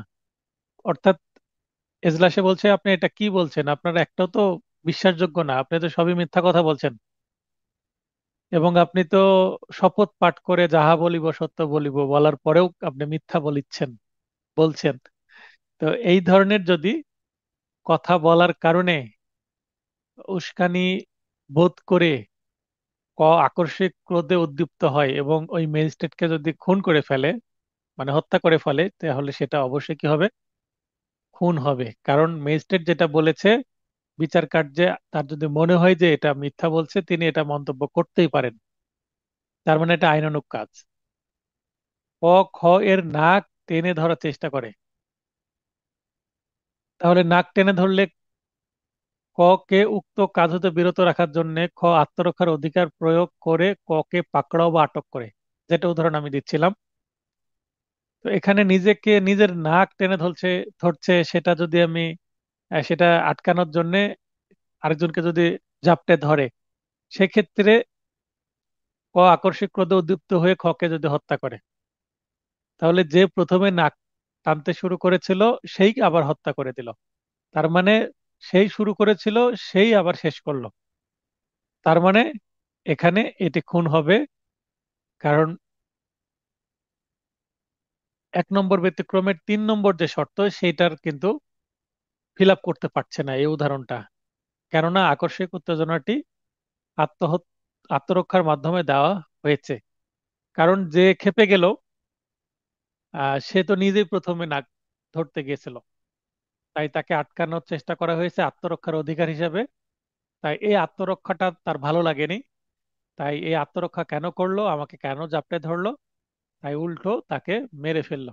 তাই এটা কি হবে, খুন হবে। কমন সেন্স খাটালেও কিন্তু অনেক সময় বোঝা যায়। জেড বি কে আঘাত করলো, ফলে বি ক্রোধোদ্দীপ্ত হয়ে পড়লো, এবং আগন্তুক মানে স্ট্রেঞ্জার এই এ বি এর মাঝখানে ঢুকে পড়লো। উক্ত ক্রোধের সুবিধা নিয়ে জেড কে হত্যার উদ্দেশ্যে বি এর হাতে একটি ছোরা দিয়ে তাকে সহযোগিতা করলো। এখন জেড আর বি এর মধ্যে ঝামেলা চলছে, মাঝখান থেকে একটু হয়তো বা পাশে দিয়ে যাচ্ছিল বা লক্ষ্য করলো যে তার কাছে একটা ছোরা ছিল, একটা ধারালো অস্ত্র ছিল, সেইটা বা একটা পিস্তল ছিল, সেটা বের করে বি এর হাতে দিয়ে দিল, এবং বি সেটা ব্যবহার করে জেড কে মেরে ফেললো। এখন জেড আর বি ঠিকই মারামারি করছিল, সেখানে আগুন ধরে আছে মনে করেন। এখন এসে আগুনে ঘি ঢেলে দিল, মানে সেই ঝামেলাটা আরো বড় করে দিল, এবং একটা হত্যাকাণ্ডের সৃষ্টি হলো। তাহলে এই হত্যাকাণ্ড সৃষ্টির জন্য বেশি দায়ী। সে যদি সেই অস্ত্রটা না দিত, তাহলে হয়তোবা হাতাহাতি হতো, হত্যা তো হতো না। তাহলে ছোরাটি দিয়ে বি জেড কে হত্যা করলো। এক্ষেত্রে যদিও দুজনই জেড কে হত্যায় অংশগ্রহণ করলো, কিভাবে, ছোরা দিয়ে এবং বি হয়তোবা ছোরা দিয়ে আঘাত করে, তবু তারা ভিন্ন দুইটি অপরাধের জন্য দায়ী হবে। বি দণ্ডনীয় নরহত্যার জন্য, ও এ খুনের অপরাধে দোষী। কেন খুনের অপরাধে দোষী? কারণ কেন চাকু ধরাই দিল, ছোরা ধরাই দিল, ধারালো অস্ত্র ধরাই দিল, বা একটা রিভলভার বা পিস্তল ধরাই দিল? ধরাই দিল, সে আসলে জেডকে মারতে চায়। সে চাচ্ছিল জেড মারা যাক। তার মানে কে খুন করার, জেডকে খুন করার ইচ্ছা ছিল কোনো পূর্ব শত্রুতা ছিল হয়তোবা, তাই এই সুযোগটা সে কাজে লাগানোর চেষ্টা করেছে। তাই যেহেতু খুনের জন্য প্ররোচনা দিল, তাই খুনের অপরাধে কি হবে, অপরাধী হবে। কারণ খুনের সহযোগিতা করা, তার মানে এর জন্য 302 এর সাথে 109 অ্যাড হবে। আর বি এর জন্য কত অ্যাড হবে, 304, কালপেবল হোমিসাইডের শাস্তি দেওয়া আছে 304-এ, তাহলে বি এর জন্য 304, এর জন্য হচ্ছে আপনারা এখানে নিচে লিখে নেন, বি এর নিচে লিখে নেন। এটা প্রবলেমেটিক প্রশ্ন দিলে কত ধারায় শাস্তি হবে সেটা আপনাকে উল্লেখ করতে হবে। তো তা এখানে বি এর নিচে লিখে নেন, এই যে বি এর নিচে লিখে নেন হচ্ছে 304, 304 ধারা এর চার্জ গঠন হবে এবং সাজা হবে। আর এর জন্য লিখে নেন হচ্ছে, এখানে লিখেন 302 এবং এর সাথে হবে 109, 302 109। তার মানে এখানে এর সাজাই বেশি হবে, বরং বি এর হাতে জেড মারা গেল কিন্তু বি এর সাজাই কম হবে। আবার এখানে আপনারা আরেকটা বিষয় নিতে পারেন, ধারা 38, ধারা 38টা এখানে একটু লিখে রাখেন। দোষী হবের পাশে ধারা 38, ধারা 38টা একটু পড়ে নেবেন। এই প্রশ্নের উত্তর করতে গিয়ে যদি এই ধারাগুলো নিয়ে আসেন খুবই চমৎকার হয়। 300 ধারা আসবে, তারপরে 304 ধারা আসবে, 302, 109 এবং 38 ধারা, অনেকগুলো ধারার সমন্বয়ে এই সিদ্ধান্তটা হচ্ছে। এতগুলো ধারা যদি নিয়ে আসতে পারেন আপনার বাস্তবে অনেক হেল্প হবে এই ঘটনাগুলোকে উপলব্ধি করতে। সেক্ষেত্রে বাদী পক্ষ হোক বা প্রসিকিউশন পক্ষ হোক, ভিকটিম পক্ষ হোক বা আসামি বা অ্যাকিউজড পক্ষ হোক, আপনি উভয় পক্ষে ভালো মামলা পরিচালনা করতে পারবেন। তার মানে ভালো অ্যাডভোকেট হিসেবে নিজেকে তৈরি করতে হলে কানেকশন তৈরি করতে জানতে হবে আপনাকে। এই সবগুলো সেকশন থেকেই প্রশ্ন টার্গেট করে আসতে পারে, সবগুলো সেকশনে উল্লেখ করার দরকার নেই, কিন্তু আপনার মনে রাখতে সমস্যা নেই। যদি মনে রেখে যদি বুঝতে পারেন আপনি উল্লেখ করলেন, তাহলে আপনার উত্তরটা আরো চমৎকার হয়ে গেল। এবার আমরা চলে যাব ব্যতিক্রম 2। দেহ ও সম্পত্তি রক্ষার অধিকার প্রয়োগের সীমা অতিক্রম করে। আমরা গত ক্লাসে পড়েছিলাম 99 ধারা, রাইট অফ প্রাইভেট ডিফেন্সের কন্ট্রোল বা লিমিটেশনস দেওয়া আছে 99 section. Exceeding the right of private defence, যতটুকু আঘাত করা দরকার তার থেকে বেশি করলাম, একবার গুলি করার দরকার দুইবার গুলি করলাম। তাহলে সরল বিশ্বাসে হত্যা করলে তা খুন নয় বরং অপরাধমূলক নরহত্যা। আচ্ছা, একজন মারতে আসলো, একটা আঘাত করলাম, দেখছি আবার তেড়ে আসছে, আমি আরো একটা আঘাত করে তাকে মেরেই ফেললাম। সেক্ষেত্রে এটা হয়তো বা রাইট অফ প্রাইভেট ডিফেন্স হয়ে যাবে।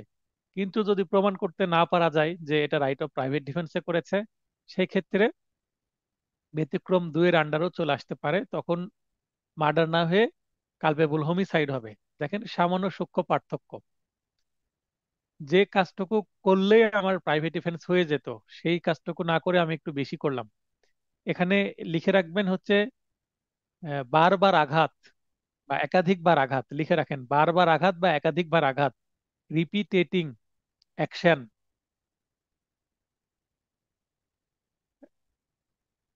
বা রিপিটেড অ্যাকশন, লিখে রাখেন রিপিটেড অ্যাকশন। রিপিটেড অ্যাকশন বলতে আমি একটা বাঁশের লাঠি হাতে আছে, একজন আমাকে মারতে আসছে, আমি তাকে বাঁশের লাঠি দিয়ে একবার আঘাত করলাম, মাথাতে আঘাত লাগুক আর গায়ে আঘাত লাগুক, একটাই যদি আঘাত করি তাহলে এটা কিন্তু রিপিটেড অ্যাকশন না, মানে একবার আঘাত করলাম একবারই শেষ। কিন্তু যদি একবার দুইবার তিনবার আঘাত করি, যদি দুইবার আঘাত করি তিনবার বা চারবার, মানে বারবার যদি আঘাত করি একাধিকবার আঘাত করি, তাহলে এটা হচ্ছে রিপিটেড অ্যাকশন। যদি রিপিটেড অ্যাকশন থাকে তার মানে আমার উদ্দেশ্য একটা মেরে সে পড়ে গেলেও আমার কিন্তু রাগ থামেনি, আমি তাকে মারতে আসি, মারতে মারতে তাকে মেরেই ফেললাম। তাহলে কিন্তু এইটা আর ব্যতিক্রম 2-এর ভেতরে থাকবে না, কারণ এটা মানে সরি ব্যতিক্রম 2-এর মধ্যে চলে আসবে, সেটা রাইট অফ প্রাইভেট ডিফেন্স থাকবে না। কারণ একাধিকবার আঘাত করলে আমি জানি সে মারা যাবে, তারপরও আঘাত করতেই আসি নিজেকে কন্ট্রোল করছে না, তাহলে সেটা রাইট অফ প্রাইভেট ডিফেন্স হবে না। তার মানে আসামি খালাস পাবে না ঠিকই, কিন্তু এটা আবার মার্ডারও হবে না। এটা তখন ব্যতিক্রম 2-এর আন্ডারে চলে আসবে। আমি হ্যাঁ রাইট অফ প্রাইভেট ডিফেন্সে অ্যাপ্লাই করেছি, সে আমাকে মারতে আসলো কেন, কিন্তু আমি একটু অতিরিক্ত করে ফেলেছি, তাই ব্যতিক্রম 2-এর আন্ডারে এটা কালপেবল হোমিসাইড হিসাবে 304 ধারায় সাজা হবে। এখানে ব্র্যাকেটে লিখে রাখেন 304, কিন্তু এটা 302-এ মার্ডার হবে না। ব্যতিক্রম 3, সরকারি কর্মচারী বা তার সাহায্যকারী হিসেবে ক্ষমতার সীমা অতিক্রম করে হত্যা করলে তা খুন নয় বরং অপরাধমূলক নরহত্যা হবে। এখানে আপনারা একটু লিখে রাখতে পারেন এনকাউন্টার। আমরা সিনেমা দেখলে এই শব্দটা খুবই পাই, এনকাউন্টার। আরো একটা শব্দ আছে ক্রস ফায়ার। তো কিছু সবার মধ্যে আছে তা না, কিছু মানে ম্যাল প্র্যাকটিস আছে, খারাপ প্র্যাকটিস আছে প্রশাসনের। যে এই আমরা সিনেমার উদাহরণ দিই। সিনেমার মধ্যে আছে যে আমরা দেখি যে সিনেমাতে দেখা যায় যে একজন পুলিশ অফিসার বা একজন প্রশাসনিক কর্মকর্তা তার ক্ষমতার অপব্যবহার করে একজন আসামিকে ইচ্ছাকৃতভাবে মেরে ফেলে এনকাউন্টারের নাম দিচ্ছে, বা তার গায়ে গুলি করে মেরে ফেললো, গুলি এমন জায়গায় করলো যে মারাই যাবে, বা মাথায় গুলি করে মেরে ফেললো, বা বুকে গুলি করে মেরে ফেললো। কিন্তু পুলিশের কর্তব্য ছিল পায়ে গুলি করা, যেন সে দৌড়ে পালিয়ে না যেতে পারে, পালানো আটকানোর জন্য গুলি করতে হবে। তারপরেও নিয়ম আছে, প্রথমে আগে ফাঁকা আকাশের দিকে ফায়ার করতে হবে, তাকে ভয় দেখানোর জন্য ওয়ার্নিং দিতে হবে যে হ্যান্ডস আপ, স্টপ দেয়ার, সেখানে থেমে যাও, পালানোর চেষ্টা করবেন না, এই ধরনের শব্দ ব্যবহার করতে হবে। তারপরেও পালালে হয়তো বা উপরে গুলি করতে হবে, তারপরে পায়ে গুলি করার চেষ্টা করতে হবে। শরীরে গুলি করার পারমিশন কিন্তু দেয়নি। কিন্তু তারা বলবে যে আমাকে উল্টো করে গুলি করছিল, যেহেতু গুলি করছিল আমি নিজেকে বাঁচানোর জন্য তাকে গুলি করে মেরে ফেলছে। তো এটাকে আমরা কি বলি? এনকাউন্টার বা ক্রস ফায়ার। সিনেমা দেখে দেখে শেখা, বাস্তবের উদাহরণ দিচ্ছি না। তো ক্রস ফায়ার বা এনকাউন্টার যদি হয়, এই ব্যতিক্রম তিনের মধ্যে পড়বে এটা। এটা মার্ডার হবে না, কিন্তু কালপেবল হোমিসাইড হবে। 304 ধারা লিখে রাখেন। কেন ধারা লিখে রাখতে বলছি? যদি এখান থেকে প্রবলেমেটিক প্রশ্ন পরীক্ষায় দিই আমি, বা বার কাউন্সিলে আসে, এই উদাহরণ তুলে দিলে আপনাকে এই ধারা উল্লেখ করে উত্তর করতে হবে। তাই 300 ধারার সাথে কত ধারায় সাজা হবে এটা বলতে হবে। সাজার ধারা উল্লেখ করে দিলে ভালো হবে। কামরুল হাসান। আলাইকুম। হ্যাঁ বলেন। আসসালামু আলাইকুম। হ্যাঁ, ওয়ালাইকুম আসসালাম। যে ভাই, ইনকাউন্টার হলে তো কোনো অপরাধী হবে না তার ক্ষেত্রে। কে বলেছে আপনাকে? এনকাউন্টার একটা এক্সট্রা জুডিশিয়াল কিলিং। এক্সট্রা কিন্তু জুডিশিয়াল সেক্ষেত্রে কিলিং কি পুলিশের কি এটা। সেই জন্য অপরাধ? বলেন। পুলিশের কি সেই জন্য অপরাধ হয়? আমরা তো কই দেখি না। এনকাউন্টার বলে তো ওরা চালাই দেয়। ওসি প্রদীপ নাম শুনেছেন? জি, ওসি প্রদীপের ক্ষেত্রে হয়েছে। কিন্তু হয়েছে, কিন্তু কি? কিন্তু ওই যে ম্যাক্সিমাম যে এনকাউন্টার যে যে এই বন্দুক যুদ্ধে নিহত বা অমুক সমুক এরা যে নাটকগুলা করে, এগুলা তো সবই। হ্যাঁ, না, আমি আপনি যেটা বলছেন অলরেডি সেটা আমি বলে দিয়েছি, বলেছি কিনা? এবং বলতে গিয়ে নিজেকে কন্ট্রোল করে সিনেমার উদাহরণে চলে গেলাম। যেটা আইন আমি সেটা জি, পড়াচ্ছি, বাস্তবতা আবার একটু ভিন্ন জিনিস। আইনে আছে, জি, ঠিক আছে। এখন যদি ন্যায়ভাবে কাজ করা হয়, এনকাউন্টার বা আপনার ক্রস ফায়ার, এইটা আইনসম্মত নয়। ঠিক আছে। আপনি জি, একজন অ্যাডভোকেট হবেন, অ্যাডভোকেট হিসেবে এটা আপনার জানা উচিত, এটা আইনসম্মত নয়। এটাকে বলা হয় extra judicial killing. Judicial killing কি? তাকে ফাঁসি দিয়ে মারতে হবে, সে যদি অপরাধী হয় বিচার হবে, তাকে মৃত্যুদণ্ড দিতে হবে, তারপরে তাকে ফাঁসি দিয়ে হত্যা করতে হবে, মেরে ফেলতে হবে। এটা হচ্ছে judicial killing. Extra judicial killing মানে বিচার বহির্ভূত হত্যা। ওই যে জি, আরেকটা ছিল হচ্ছে 007 নয়ন বন্ড, যেটা নিয়ে সিনেমাও হয়েছিল। তো এগুলো কি, এই যে ব্যতিক্রম তিনের আন্ডারে পড়বে, কালপেবল হোমিসাইড হবে। তার বিরুদ্ধে যদি মামলা করা হতো এবং মামলা করে মামলা প্রমাণ করা যেত, তাহলে 304 ধারায় যাবজ্জীবন কারাদণ্ড হতে পারে সেই পুলিশ অফিসারের। আমি কি ক্লিয়ার করতে পেরেছি? জি, ধন্যবাদ। এটা অপরাধ, ডেফিনেটলি অপরাধ, কনফিউজড হওয়ার কিছু নাই। কিন্তু বাস্তবে অনেক কিছু দেখে মনে হয় যে অপরাধ না, এটা করা জায়েজ। আপনি আইনের স্টুডেন্ট, আপনাকে জানতে হবে। ঠিক আছে। জি, জি, এবং সিনেমাতে যখন এটা দেখানো হয় বুঝতেই তো পারেন যে কসফায়ারে একজন ব্যক্তিকে মারা হলো এনকাউন্টারে, সে কাজটা অন্যায় হলো, সে কাজটা করা ঠিক হয়নি। এবং যদি প্রমাণ হয়, আদালতের কোনো সেশন থাকে, কোর্ট ড্রামা ভিত্তিক সিনেমা থাকে, তখন শেষে দেখা যায় যে ওই পুলিশেরও সাজা হয়, হয় কিনা? জি। ওসি প্রদীপের কথা বললেন, ওসি প্রদীপ কিন্তু 1.5 শতাধিক সে ইনকাউন্টার করছে। দেখা যাচ্ছে 140টাতে তার কোনো অভিযোগ নাই, শেষে যে 150 নম্বরে যায় ওই যে সেনাবাহিনী কর্মকর্তার সাথে কিলিং এ জড়ায় যায়, এই অপরাধে তার। তো এটা এটা সে এতগুলো করে পার পেয়ে কেন গেছে সেটা তো বুঝতে হবে, তাই না? জি। সেটা তো বুঝতে হবে যে দেশে আইনের না, শাসন, এই জন্যই দেশে আমাদের কাছে কনফিউজ হচ্ছে যে ইনকাউন্টার কি আসলে অপরাধ না অপরাধ না, এই জন্যই তাহলে প্রশ্নটা আপনি করছি। আইনের স্টুডেন্ট হিসেবে যদি এই প্রশ্ন করেন, সাধারণ মানুষের তাহলে কি অবস্থা হবে বলেন? জি, তাই নয় কি? তার মানে জি আইনের শাসন যদি দেশে খুব খারাপ হয় তাহলে এরকম একজন আইনের ছাত্রের মধ্যেও চিন্তা ভাবনা আসতে পারে, তাই নাকি? জি অবশ্যই। আচ্ছা, ঠিক আছে। ব্যতিক্রম 4। ব্যতিক্রম 4-এ বলা হচ্ছে আকস্মিক কলহ, বিবাদ বা ঝগড়া, সাডেন কোয়ারেল। আমি যে কিছু ইংলিশ দিয়েছি, এটা রাখলেও চলবে, ইংলিশটা না রাখলেও চলবে। ইংলিশটা দেওয়ার কারণ আপনার এই ইংলিশটা যদি মানে দেওয়াতেই আপনার এই পয়েন্টটা মনে থাকবে, তাই ইংলিশটা দিয়েছি। আবার অনেক সময় ইংলিশটা আরাম দিয়ে প্রশ্ন করে, এই কারণে দিয়েছি। এর ফলে ক্রোধে পূর্ব পরিকল্পনা ছাড়া হত্যা করলে তা খুন নয় বরং কালপেবল হোমিসাইড হবে। তার মানে এটা 304-এ সাজা হবে। ঝগড়া, ঝগড়া শুরুতে সেটা শান্তিপূর্ণ ছিল, ধীরে ধীরে ধীরে ধীরে ঝগড়াটা কি মানে ব্যাপক আকার ধারণ করলো এবং হত্যাকাণ্ড হয়ে গেল। সেটা কালপেবল হোমিসাইড, মার্ডার না। কারণ এটা স্বাভাবিকভাবে শুরু হয়নি। প্রথমে ঝগড়া, ধীরে ধীরে ধীরে ধীরে জিনিসটা বড় হয়ে একজন খুব বেশি রেগে গেছে, আরেকজন মেরে ফেলেছে, এই তো। ব্যতিক্রম 5, সম্মতিক্রমে মৃত্যু। খেলাধুলা করতে গিয়ে যদি একজন আরেকজনকে মেরে ফেলে, ডেথ উইথ কনসেন্ট।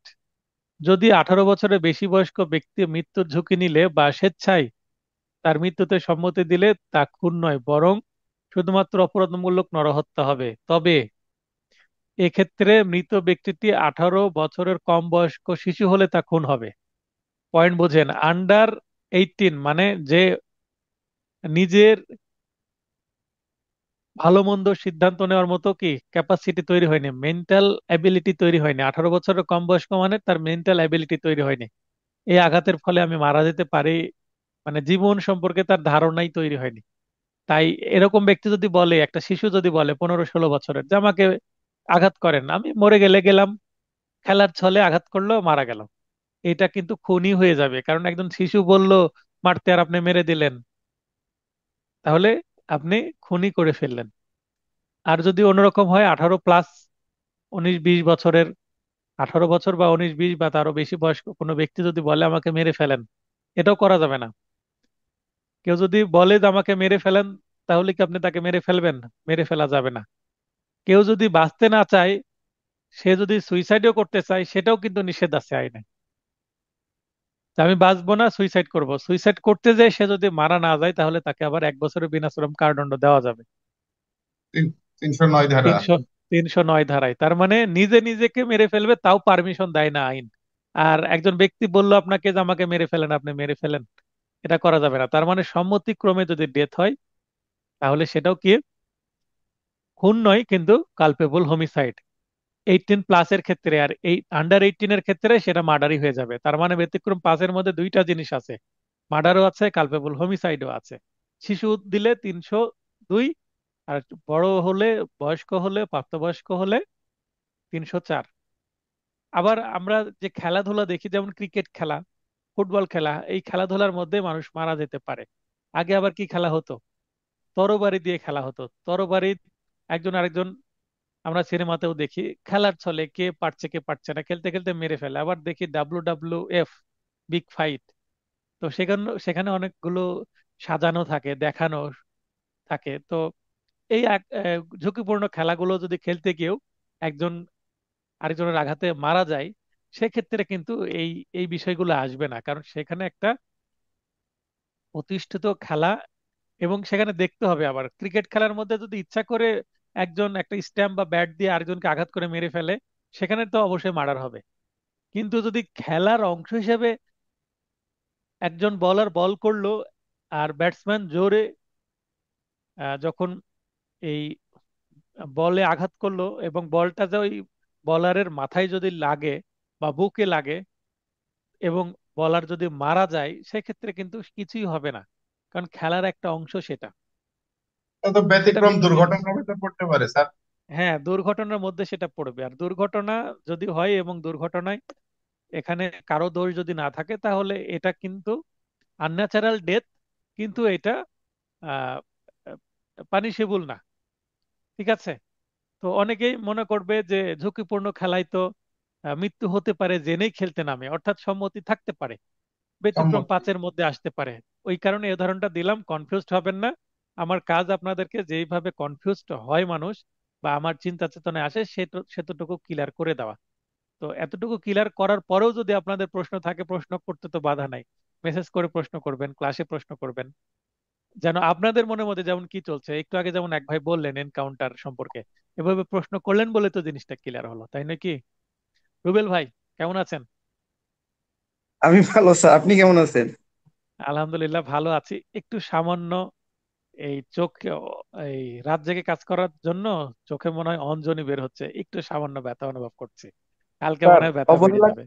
অবহেলা করবেন না স্যার। মানে একটা ডাক্তার দেখিয়ে ড্রপ দিলে কি হয়, ওটা কেটে যায়, কিন্তু এটা যদি স্যার অব্যাহত থাকে অন্য সমস্যা হতে পারে। তো এজন্য বলবো আর কি স্যার, ডাক্তার দেখিয়ে আপনি একটা ড্রপ ব্যবহার করবেন অন্তত। এইটা ক্লাস শেষে নিচে যাব সেটার উদ্দেশ্যে, মানে এটা অনুভব করছি দুপুর থেকে। তো আমি প্রথমে বুঝলাম হয়তো বা রাত জাগার কারণে। আর আমি তো খুব মানে চশমা ব্যবহার করি না, কারণ আমার চোখে তো সমস্যা হ্যাঁ নাই। হ্যাঁ স্যার, আমি আমি তো তো মানে আমি তো চোখের পেশেন্ট, মানে এই জন্য বললাম। আর হাত দিবেন না ঠিক আছে, চোখে, ধন্যবাদ। হ্যাঁ, হাত না দিয়ে টিস্যু অথবা রুমাল ব্যবহার করবেন। ঠিক আছে, কারণ ওই যে না, হাত এটা থেকে আমি আপনার। মানে আমি এখনো এখনো শিওর না, তবে হালকা ব্যথা অনুভব করছি, জাস্ট ঠান্ডা পানি ব্যবহার করছি। তারপরও আমি জি যাব স্যার, নিচে ক্লাস শেষেই, জি স্যার, জি যেহেতু শহরেই স্যার, থাকি। জি বলেন। যেটা বলতে চাচ্ছিলাম স্যার, মানে মনে করেন যে খেলার উদাহরণটা দিলেন, যে হুম, এই খেলাটা তো মানে বৈধ, যে এটাতে এরকম ঘটনা ঘটতে পারে, এটা জেনেই খেলাধুলা করে। কিন্তু আমরা যে হ্যাঁ, খেলাধুলা গুলোতে দেখি, যে বিশেষ করে ভারত পাকিস্তানের টিম গুলোতে দেখি, হ্যাঁ, যে একজন আরেকজনের প্রতি মানে আক্রমণাত্মক হয়ে যায়, আক্রমণাত্মক হয়ে দেখা গেছে পরবর্তী বলটা কি করে, ইন্টেনশনালি তাকে ইনজুর করার জন্য, হ্যাঁ, আপনার বল মারে। অনেক সময় হুম, দেখা গেছে যে ইনজুর হয়ে যায়। তো আমাদের আমাদের যদি এরকম খেলাগুলোতে যদি ফ্রি প্ল্যানেট যদি আমরা যদি মানে এরকম কারোর প্রতি যদি মানে পূর্ব শত্রুতা ধরে, যে হ্যাঁ খেলায় একটা সুযোগ পেলাম, আমি এই প্রতিশোধটা নিয়ে নিব, ঠিক আছে, হুম, বল করে হুম। অথবা ব্যাট করতে গিয়ে ইন্টেনশনালি ব্যাট বলারের দিকে ছুড়ে তাকে যদি মানে এই এ, আমি গুরুতর যদি করি, জখম করি, বা যার ফলশ্রুতিতে যদি সে তার মৃত্যুও ঘটে, এই ক্ষেত্রে কি এটা অপরাধ হবে না? অবশ্যই অপরাধ হবে।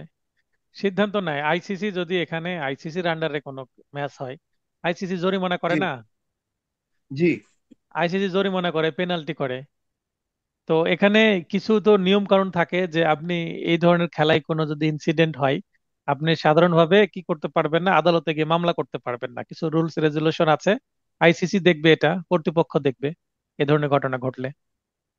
তারপরেও যদি কিছু, যে আইসিসি তো আইসিসি কিছু জরিমানা করে করছে না। স্যার, জরিমানা করে, হ্যাঁ। হ্যাঁ, জরিমানা করে। আইসিসি জরিমানা করে, কিন্তু আইসিসি কিছু করলো না, তাহলে আদালতে মামলা করা যাবে। আইসিসির উপরে আদালত, মামলা করাই আচ্ছা যাবে। স্যার। আমি খেলতে গিয়ে ঘটনা ঘটলো, আইসিসি কিছু করলুক আর না করুক, আদালতে মামলা করা যাবে, কারণ এখানে আইসিসির উপরে আদালত। জি স্যার, কারণ কিন্তু আমরা তো দেখি স্যার তাদের। কিন্তু কিন্তু জি স্যার, কেউ মামলা করে না, কি কারণে? তার ক্যারিয়ারটা তো বাঁচাতে হবে। জি, কারণ আইসিসির কথা, আইসিসিতে না গিয়ে সে ডিরেক্ট যদি মামলা করতে যায়, তাহলে মামলা করার কারণেই তার ক্যারিয়ার নষ্ট হয়ে যাবে। বুঝলেন বিষয়টা? জি স্যার, জি স্যার, আমার এই ঠিক বিষয়টা আছে। জানার ছিল আর কি স্যার, জি। তো ঠিক আছে, এখানে পরিস্থিতি যেমন ওই যে ওসি প্রদীপের উদাহরণ দিলাম, ভাই বলল 149টার কোনো মামলাই হয়নি, মামলা না করলে সাজা কে দিবে, তাই নাকি? হ্যাঁ, হুম, তো উপরোক্ত আলোচনার প্রেক্ষিতে পরিশেষে বলা যায়, আচ্ছা এতটুকু আলোচনা করেও ক্ষান্ত হলাম না, আবার কি দিলাম, একটা উপসংহারে দিলাম। সকল খুনই অপরাধমূলক নরহত্যা, কিন্তু সকল অপরাধমূলক নরহত্যা খুন নয়। এর আগে আমরা যেমন পড়লাম যে সকল দাঙ্গার মধ্যে কি আছে, বেআইনি সমাবেশ আছে, তেমনি সকল অপরাধমূলক নরহত্যার মধ্যে কিন্তু খুন আছে, কিন্তু খুনের মধ্যে অপরাধমূলক নরহত্যা নাও থাকতে পারে, এরকম। Every murder is culpable homicide but not vice versa. Vice versa মানে বিপরীত না। অর্থাৎ অপরাধজনিত নরহত্যা হলো মূল অপরাধ বা জেনাস, এবং খুন হলো তারই একটি বিশেষ শাখা বা স্পেসিস। এটা কিন্তু তুলে দেয়, তুলে দিয়ে অপরাধজনিত নরহত্যা হলো মূল অপরাধ বা জেনাস, এবং খুন হলো তার একটি বিশেষ শাখা বা স্পেসিস। এই প্রশ্নটা এসেছিল লিখিতর 2020 সালের 19 ডিসেম্বর। এই প্রশ্নটা এসেছিল, যেটার কারণে ভাঙচুর হয়েছিল এই ধরনের প্রশ্ন করার কারণে। হত্যার সমপর্যায়ভুক্ত নরহত্যা এবং হত্যার সময় পর্যায়ভুক্ত নয় এমন নরহত্যার মধ্যে পার্থক্য। একটু আগে আমরা যেটা পড়লাম যে কালপেবল হোমিসাইড এবং মার্ডার, এই দুইটার মধ্যে পার্থক্য জানতে চাওয়া হয়েছে। তো এখানে 299 ও 300 ধারায় বর্ণিত বিষয়গুলো একত্রে বিবেচনা করলে এবং 300 ধারা এর অধীন আলোচিত 5টি ব্যতিক্রম একটু আগে যেটা পড়লে দণ্ডনীয় নরহত্যার বৈশিষ্ট্য বিষয়ে দেখা যায় যে সামান্য কিছু বৈশিষ্ট্যের অনুপস্থিতির জন্য সকল দণ্ডনীয় নরহত্যা হত্যার সমপর্যায়ভুক্ত হয় না। মানে মার্ডার হয়েছে মনে হচ্ছে আমাদের, মানে হত্যাকাণ্ড হয়েছে, কিন্তু সেটা মার্ডার না হয়ে কালপেবল হোমিসাইডে চলে যায়। বস্তুত অপরাধমূলক নরহত্যা বা কালপেবল হোমিসাইড পেনাল কোডের অপরাধগুলোর ভেতরে একটি নির্দিষ্ট অপরাধ, কিন্তু তারই একটি শাখা হলো খুন বা মার্ডার। তো কালপেবল হোমিসাইড হচ্ছে একটা বড় কনসেপ্ট, আর মার্ডার তারই একটি ছোট একটা কনসেপ্ট। কালপেবল হোমিসাইডের মধ্যে আরো অনেক কিছু থাকতে পারে। পেনাল কোডে কিন্তু কালপেবল হোমিসাইড বলেই শেষ করেছে, কিন্তু এই আমাদের বাংলাদেশের পেনাল কোডে কালপেবল হোমিসাইড মার্ডার এই এই দুইটা নিয়েই শেষ।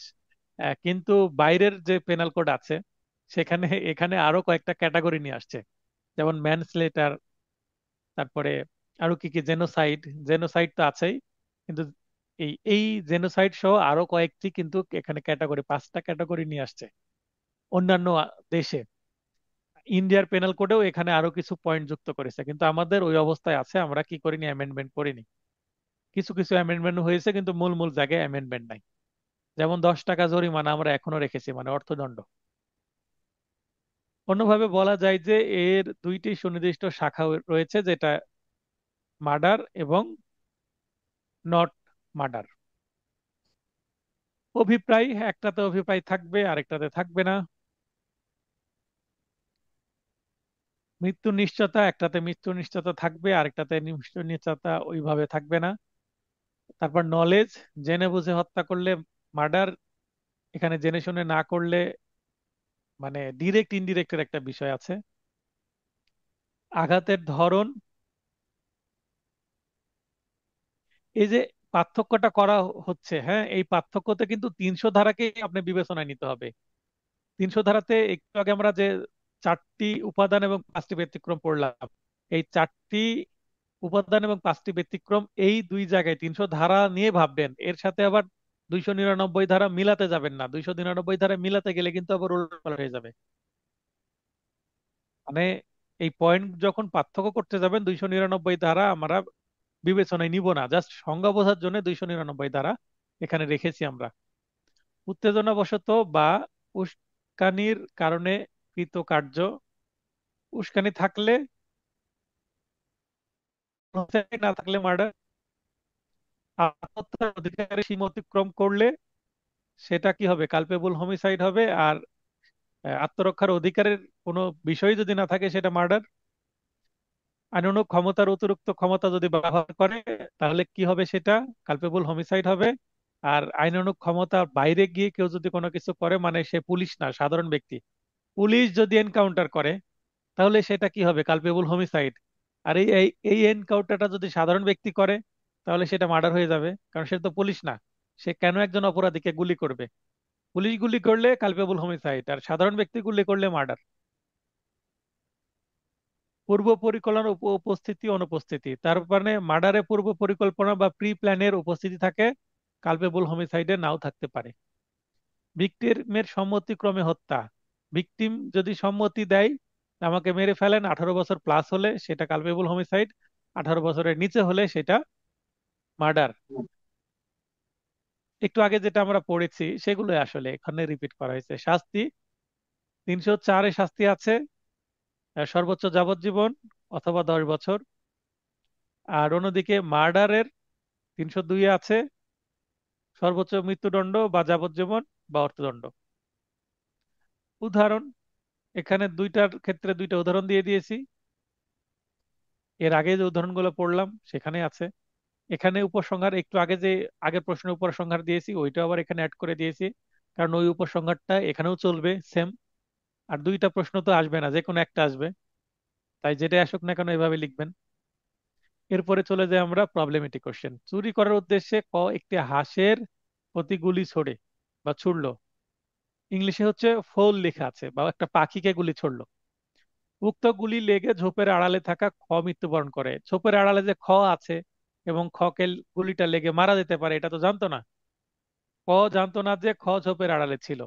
এই ঘটনায় কোনো অপরাধ করেছে কিনা তা আলোচনা করুন। এটা কোনো অপরাধই হবে না। কে ক্ষয়ের মৃত্যু ঘটানোর জন্য কালপেবল হোমিসাইডও হবে না, মার্ডারও হবে না, কারণ কোনো ইন্টেনশন নাই তার, এবং জানতো না, সে না জেনে হয়েছে। এখানে 299 ধারায় দেখেন উদাহরণ দেওয়া আছে, সেম উদাহরণ। তো এখানে প্রাসঙ্গিক আইনে 299 ধারা হবে। তো এখানে দেখেন মৃত্যু ঘটানোর অভিপ্রায় নাই, 1 নম্বর উপাদানের সাথে মিল নাই। মৃত্যু ঘটতে পারে এমন আঘাতের, ঝোপের আড়ালে কেউ আছে কিনা জানি না, মৃত্যুর কথা তো তার মাথায় আসবে না। মানুষ মারা যেতে পারে সে তো ভাবেইনি। মৃত্যু ঘটতে পারে এমন বিষয় জেনে সে তো জানেই না যে একজন আছে। তাই কালপেবল হোমিসাইডও হবে না, মার্ডারও হবে না। এবার সিদ্ধান্ত। 399 ধারা এবং ঘটনা বিশ্লেষণ করে আমরা যদি দেখি যে চুরি করার উদ্দেশ্যে একটি হাঁসের প্রতি গুলি ছোড়ার ফলে উক্ত গুলি লেগে ঝোপের আড়ালে থাকা এর মৃত্যু ঘটনাটিতে এর কোনো দায় নাই। মানে যে মারা গেল এটাতে এর কোনো দায় নাই। তার মানে তাকে মামলা করেও লাভ হবে না, খালাস পেয়ে যাবে। কেননা জানতো না যে ঝোপের আড়ালে ছিল। কেউ হত্যার কোনো অভিপ্রায় এর ছিল না, অর্থাৎ অপরাধমূলক নরহত্যার শর্তগুলো পূরণ না হওয়ায় এর মৃত্যুজনিত কোনো অপরাধ করেনি। অর্থাৎ মৃত্যু হওয়ার কারণে যে অপরাধ, মার্ডার বা কালপেবল হোমিসাইড কিছুই হবে না। তবে এখানে আমি একটু যুক্ত করেছি, অনেকে এই অংশটুকু কোথাও যুক্ত করেনি কোনো গাইডে, আমি যুক্ত করেছি। তবে হাঁস চুরির চেষ্টার জন্য পেনাল কোডের 511 ধারায় কে অভিযুক্ত করে বিচার করা যেতে পারে। তাহলে যেহেতু বাইরে, তার মানে এখানে শাস্তি হবে 379-তে যে শাস্তি, সেই শাস্তি 3 বছর শাস্তি হতে পারে। কারণ প্রচেষ্টার জন্য কি অনুরূপ শাস্তি বা তার অর্ধেক শাস্তি এরকম বলা আছে। 511টা দেখে নেবেন। চেষ্টা করে অর্ধেক ব্যর্থ হয়েছে চুরি করতে। হ্যাঁ।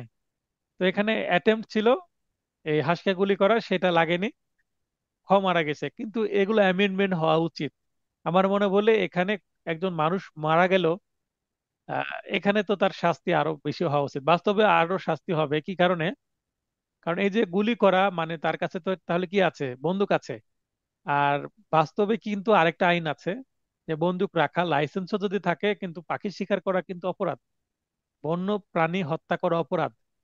তাহলে এই কারণেই কিন্তু তার আরো শাস্তি হবে এখানে। অন্য মানে একাধিক মামলা হতে পারে, অথবা এই ঘটনাকে কেন্দ্র করে একটা মামলার মধ্যে একাধিক আইনের ধারা যুক্ত হতে পারে। পাখি শিকার করা অপরাধ, সেই সেকশন আসতে পারে।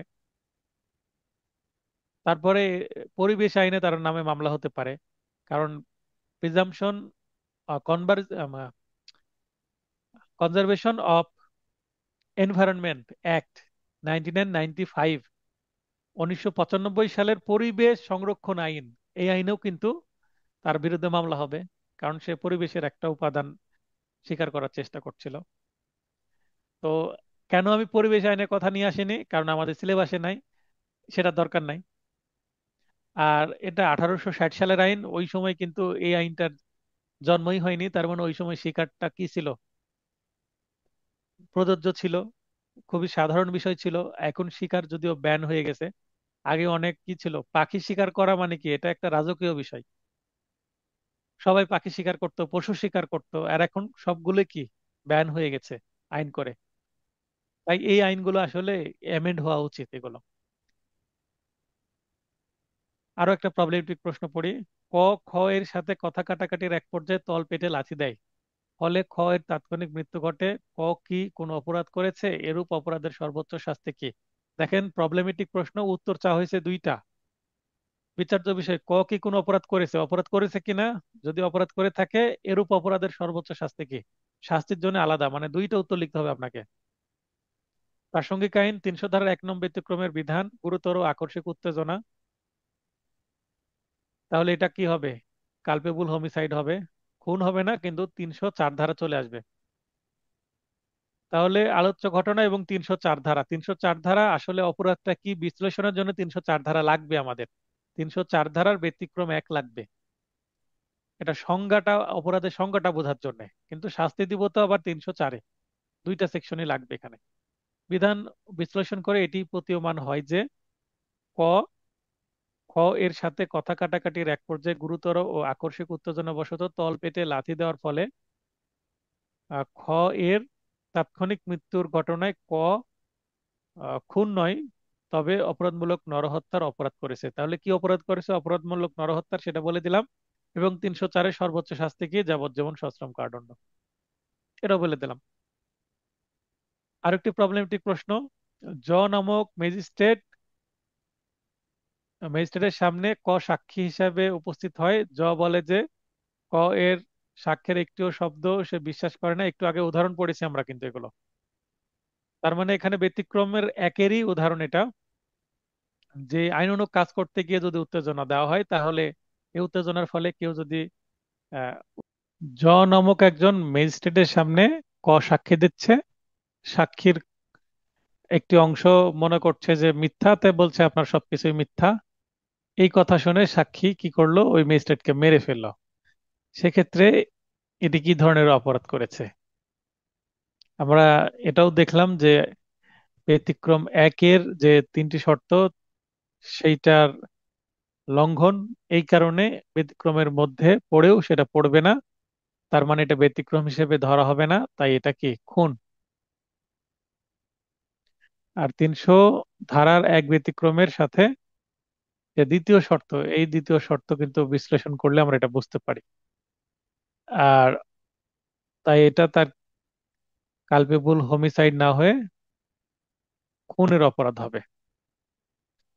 এরপরে আমরা চলে যাব হচ্ছে আজকের সর্বশেষ টপিক এবং পেনাল কোডের টপিক 8।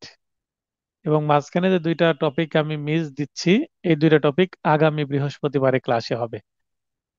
কারণ আজকে যে টপিকটা শেষ করলাম এটা অনেক বড় টপিক, এই কারণে এই টপিকের সাথে আমি এই যে 6-7 টপিক যদি রাখি, এই দুইটা টপিকও কিন্তু অনেক বড়।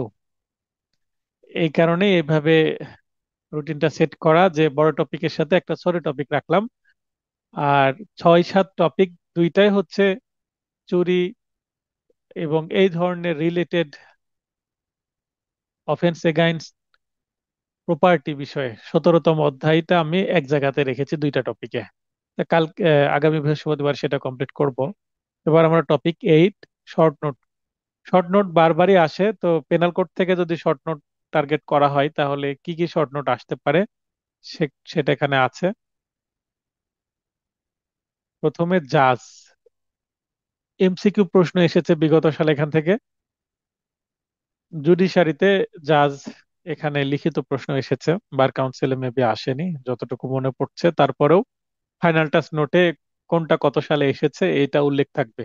যেমন আমার এমসিকিউ ফাইনাল টাচ নোটে এমসিকিউ গুলো কোনটা কত সালে জুডিশিয়ারিতে এসেছে, বার কাউন্সিল এসেছে উল্লেখ আছে।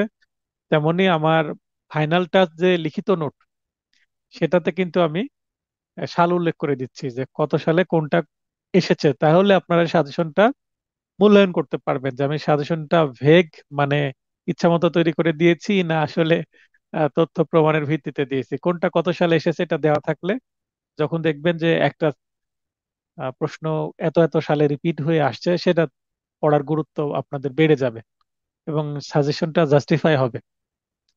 19 ধারায় যদি আমরা দেখি পেনাল কোডের, তো পেনাল কোডের 19 ধারায় বলা হচ্ছে যে মানে জজের সংজ্ঞা দেওয়া হয়েছে অত্র ধারা বিধান মতে।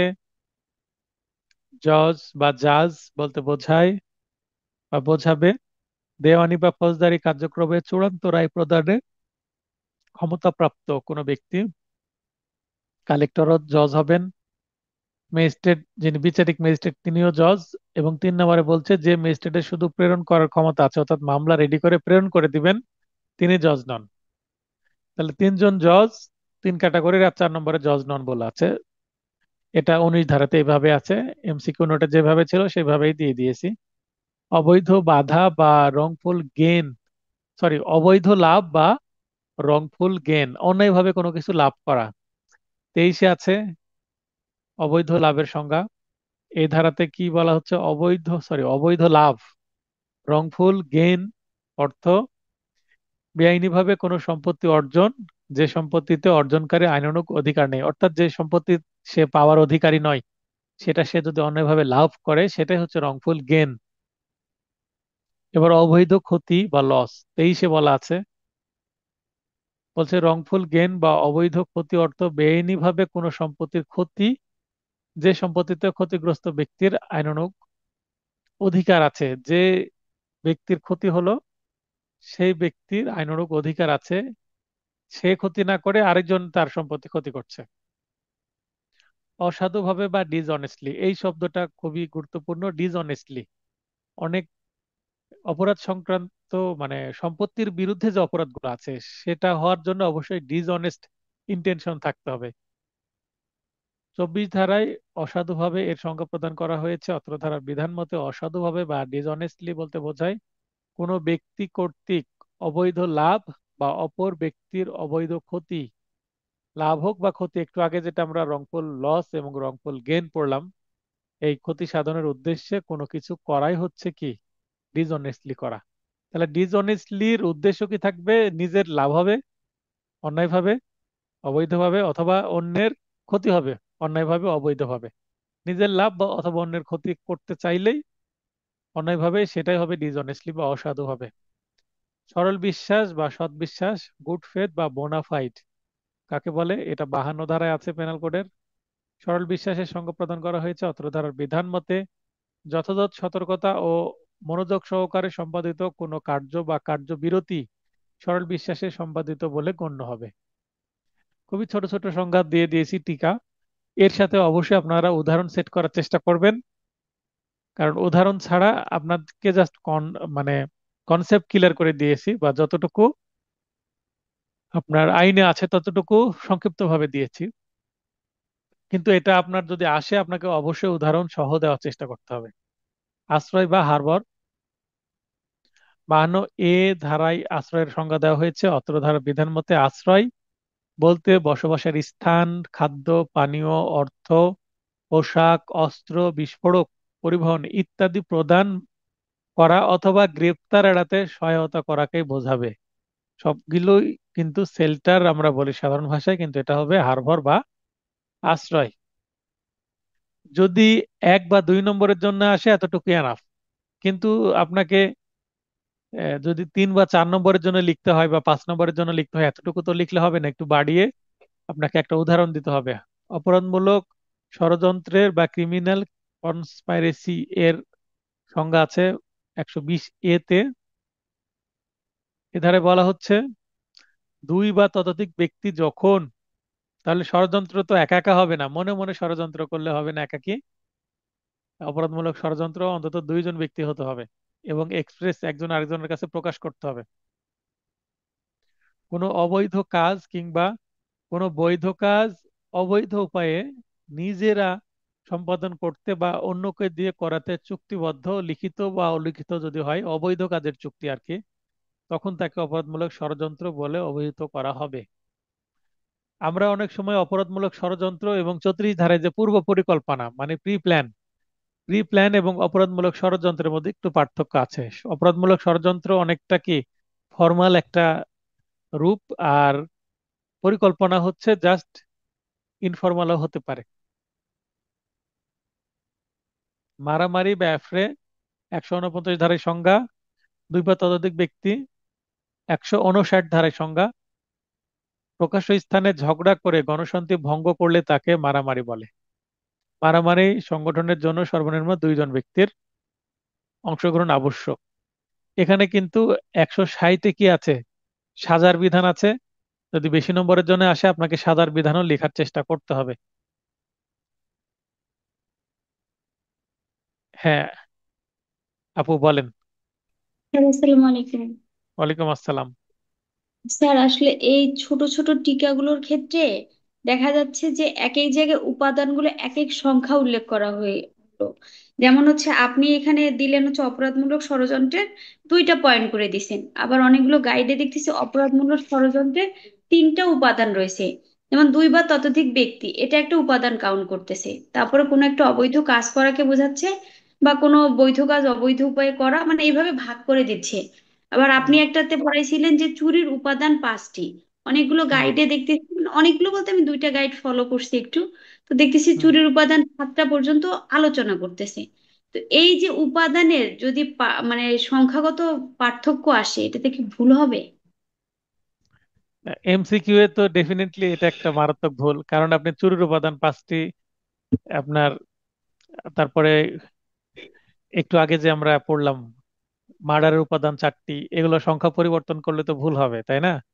আসলে এই উপাদানগুলো এখানে দুই বা ততোধিক ব্যক্তি, এটা তো কোনোভাবে উপাদান হতে পারে না। জি স্যার। দুই বা ততোধিক ব্যক্তি এরা কি? এরা হচ্ছে অফেন্স করবে, অফেন্ডার। এরা কিভাবে উপাদানের মধ্যে আসে? তো এইটা অবান্তর হচ্ছে আমার মনে বলে। আমার স্টুডেন্টরা অন্তত এতটুকু নলেজেবল যে এই ভুলটা ধরতে পারবে। আপনি আলোচনা করলেন, অনেকের এটা হেল্প হলো। তো যেই জায়গায় দেখবেন যে কনফিউজড, বুঝতে পারছেন না কি করবেন, ছবি তুলে পাঠাই দিবেন, আমি তখন বলে দিব যে আসলে এটা কি। আর যদি আপনি চান যে এই উপাদান সংক্রান্ত জিনিসগুলো একটা চার্ট করে দিতে, আমি চার্ট দিয়ে দিচ্ছি। হ্যাঁ, এই উপাদানের কনফিউশন গুলো অনেকগুলো, অনেকগুলো টিকাতেই পাচ্ছি আমি। হুম, এক একটা গাইড এক একটা উপাদান হিসাবে কাউন্ট করতেছে, যেহেতু একটা সংখ্যাগত ব্যাপার, এই জন্যই আসলে আমি বিষয়টা বললাম, যেটার উপাদান কেন এই কয়টা। আবার হচ্ছে আমাদের যে লিখিত নোটটা, সেখানেও কিন্তু স্যার চুরির উপাদান 4টাই উল্লেখ করা। তাই না? হ্যাঁ। তো তো আমি এখানে আচ্ছা, আসলে পেয়েছি তাহলে যে আপনি এতদিন আমাকে একটা মেসেজ দিবেন যে এই উপাদান সংক্রান্ত তালিকা, তাহলে স্যার আমি একটা আমাদের তালিকা করে দিয়ে দেব। তো 110 নম্বর পেজে এই নোটটা, লিখিত নোটটা।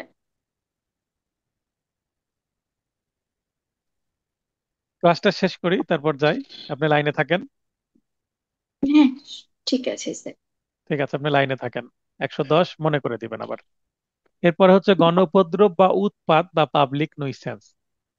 গণ আছে তাই পাবলিক।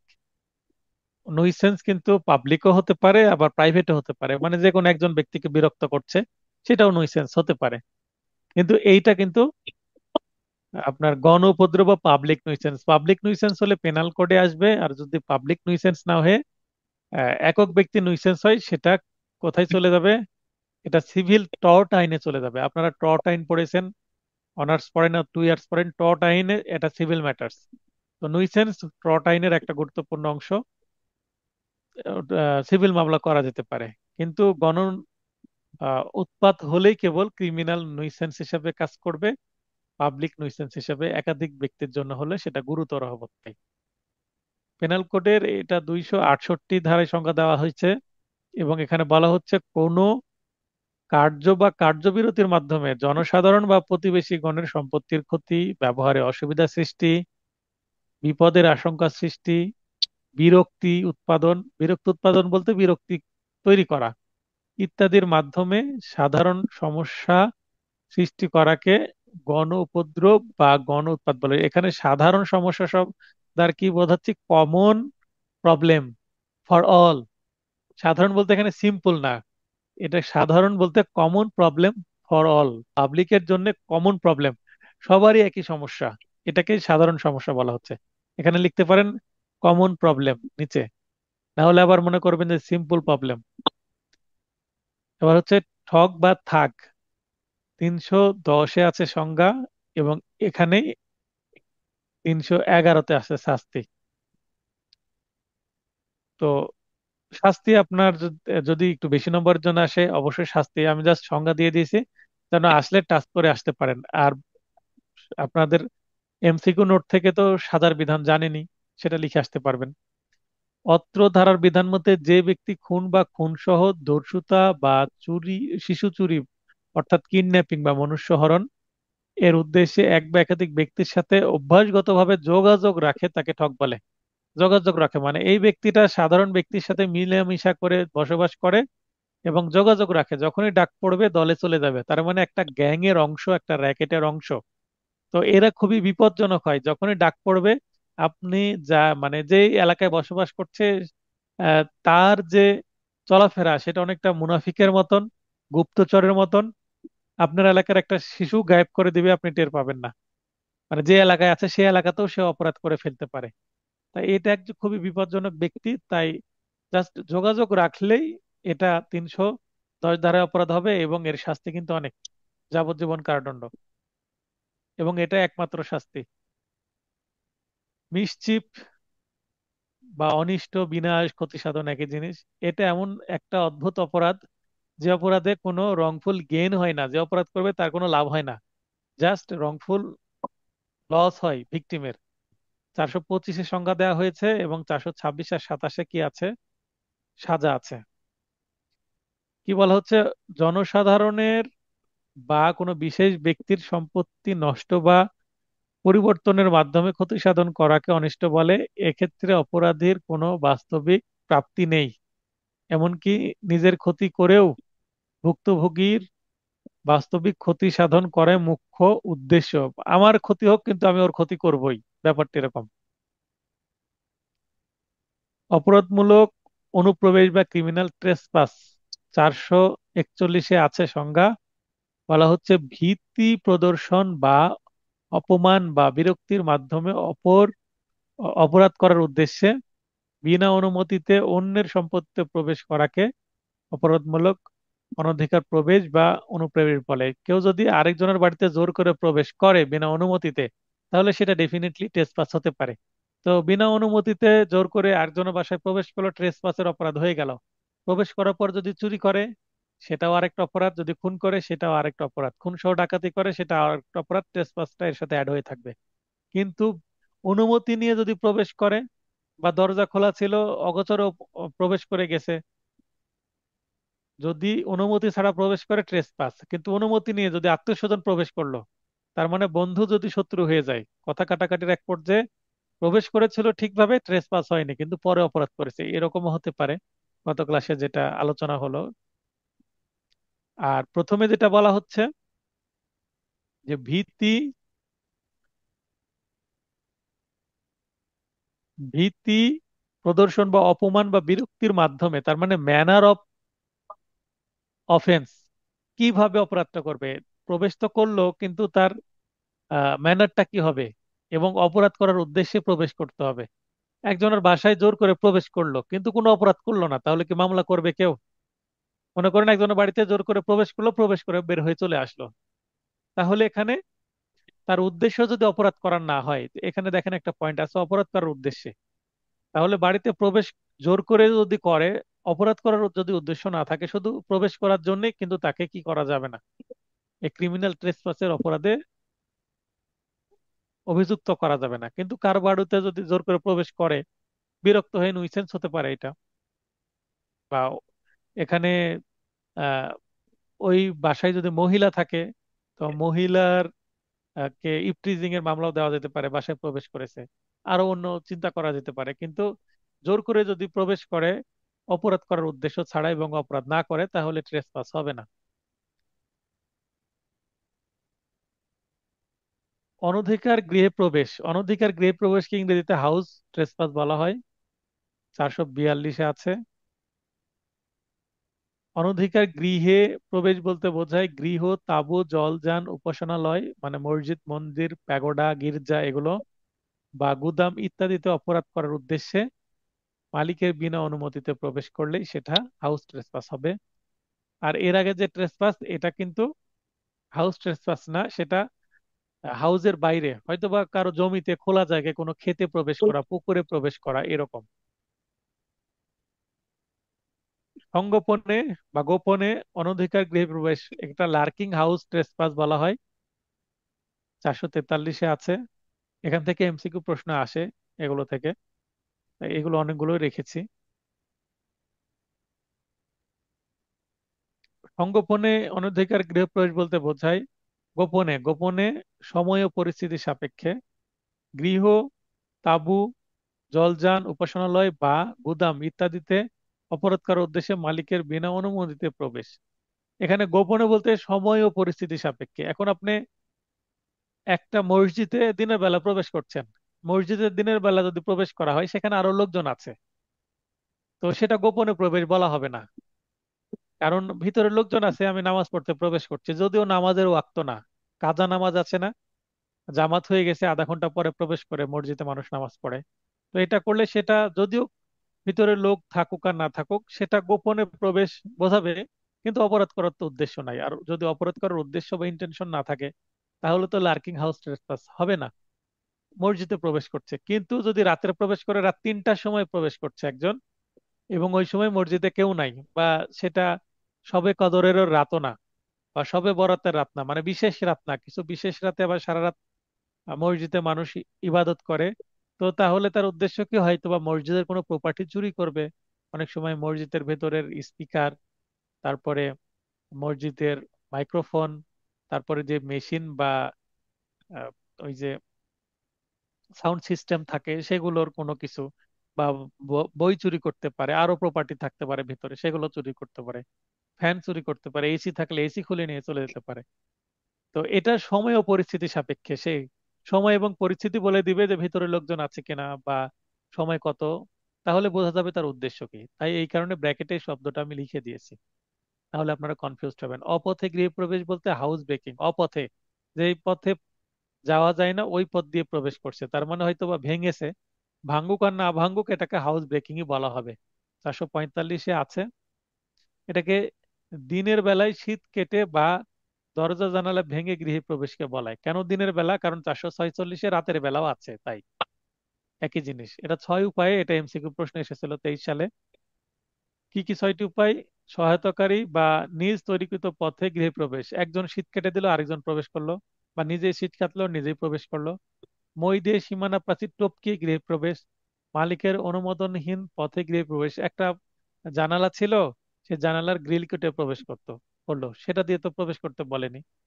আবার ছাদ আছে, ছাদের পাশে একটা তাল গাছ আছে, তাল গাছ দিয়ে উঠে ছাদে উঠেছে, ছাদ দিয়ে আবার সিঁড়ি দিয়ে নিচে নেমেছে, এই পথ দিয়ে তো মালিক কাউকে অনুমতি দেয় না বাসায় প্রবেশের। তাই তালা খুলে গৃহে প্রবেশ, তালা লাগিয়ে বাইরে সবাই বেড়াতে গেছে, তালা ভেঙে ভিতর প্রবেশ করলো, এটাও হাউস ব্রেকিং হবে। যদিও শুধু তালা ভাঙলো, হাউস ভাঙলো না, তারপরেও নাম হচ্ছে হাউস ব্রেকিং। অপরাধমূলক বল প্রয়োগের আক্রমণ বা ভয় দেখে গৃহে প্রবেশ, এখানে বাড়ির মালিক আছে, ভয় ভয় দেখাচ্ছে যে আমাকে ঢুকতে দেন।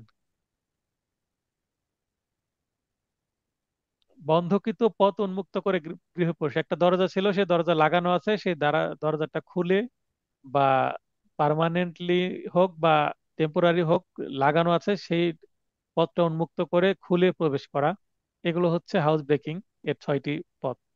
ফরজারি বা জালিয়াতি 443-63 আছে।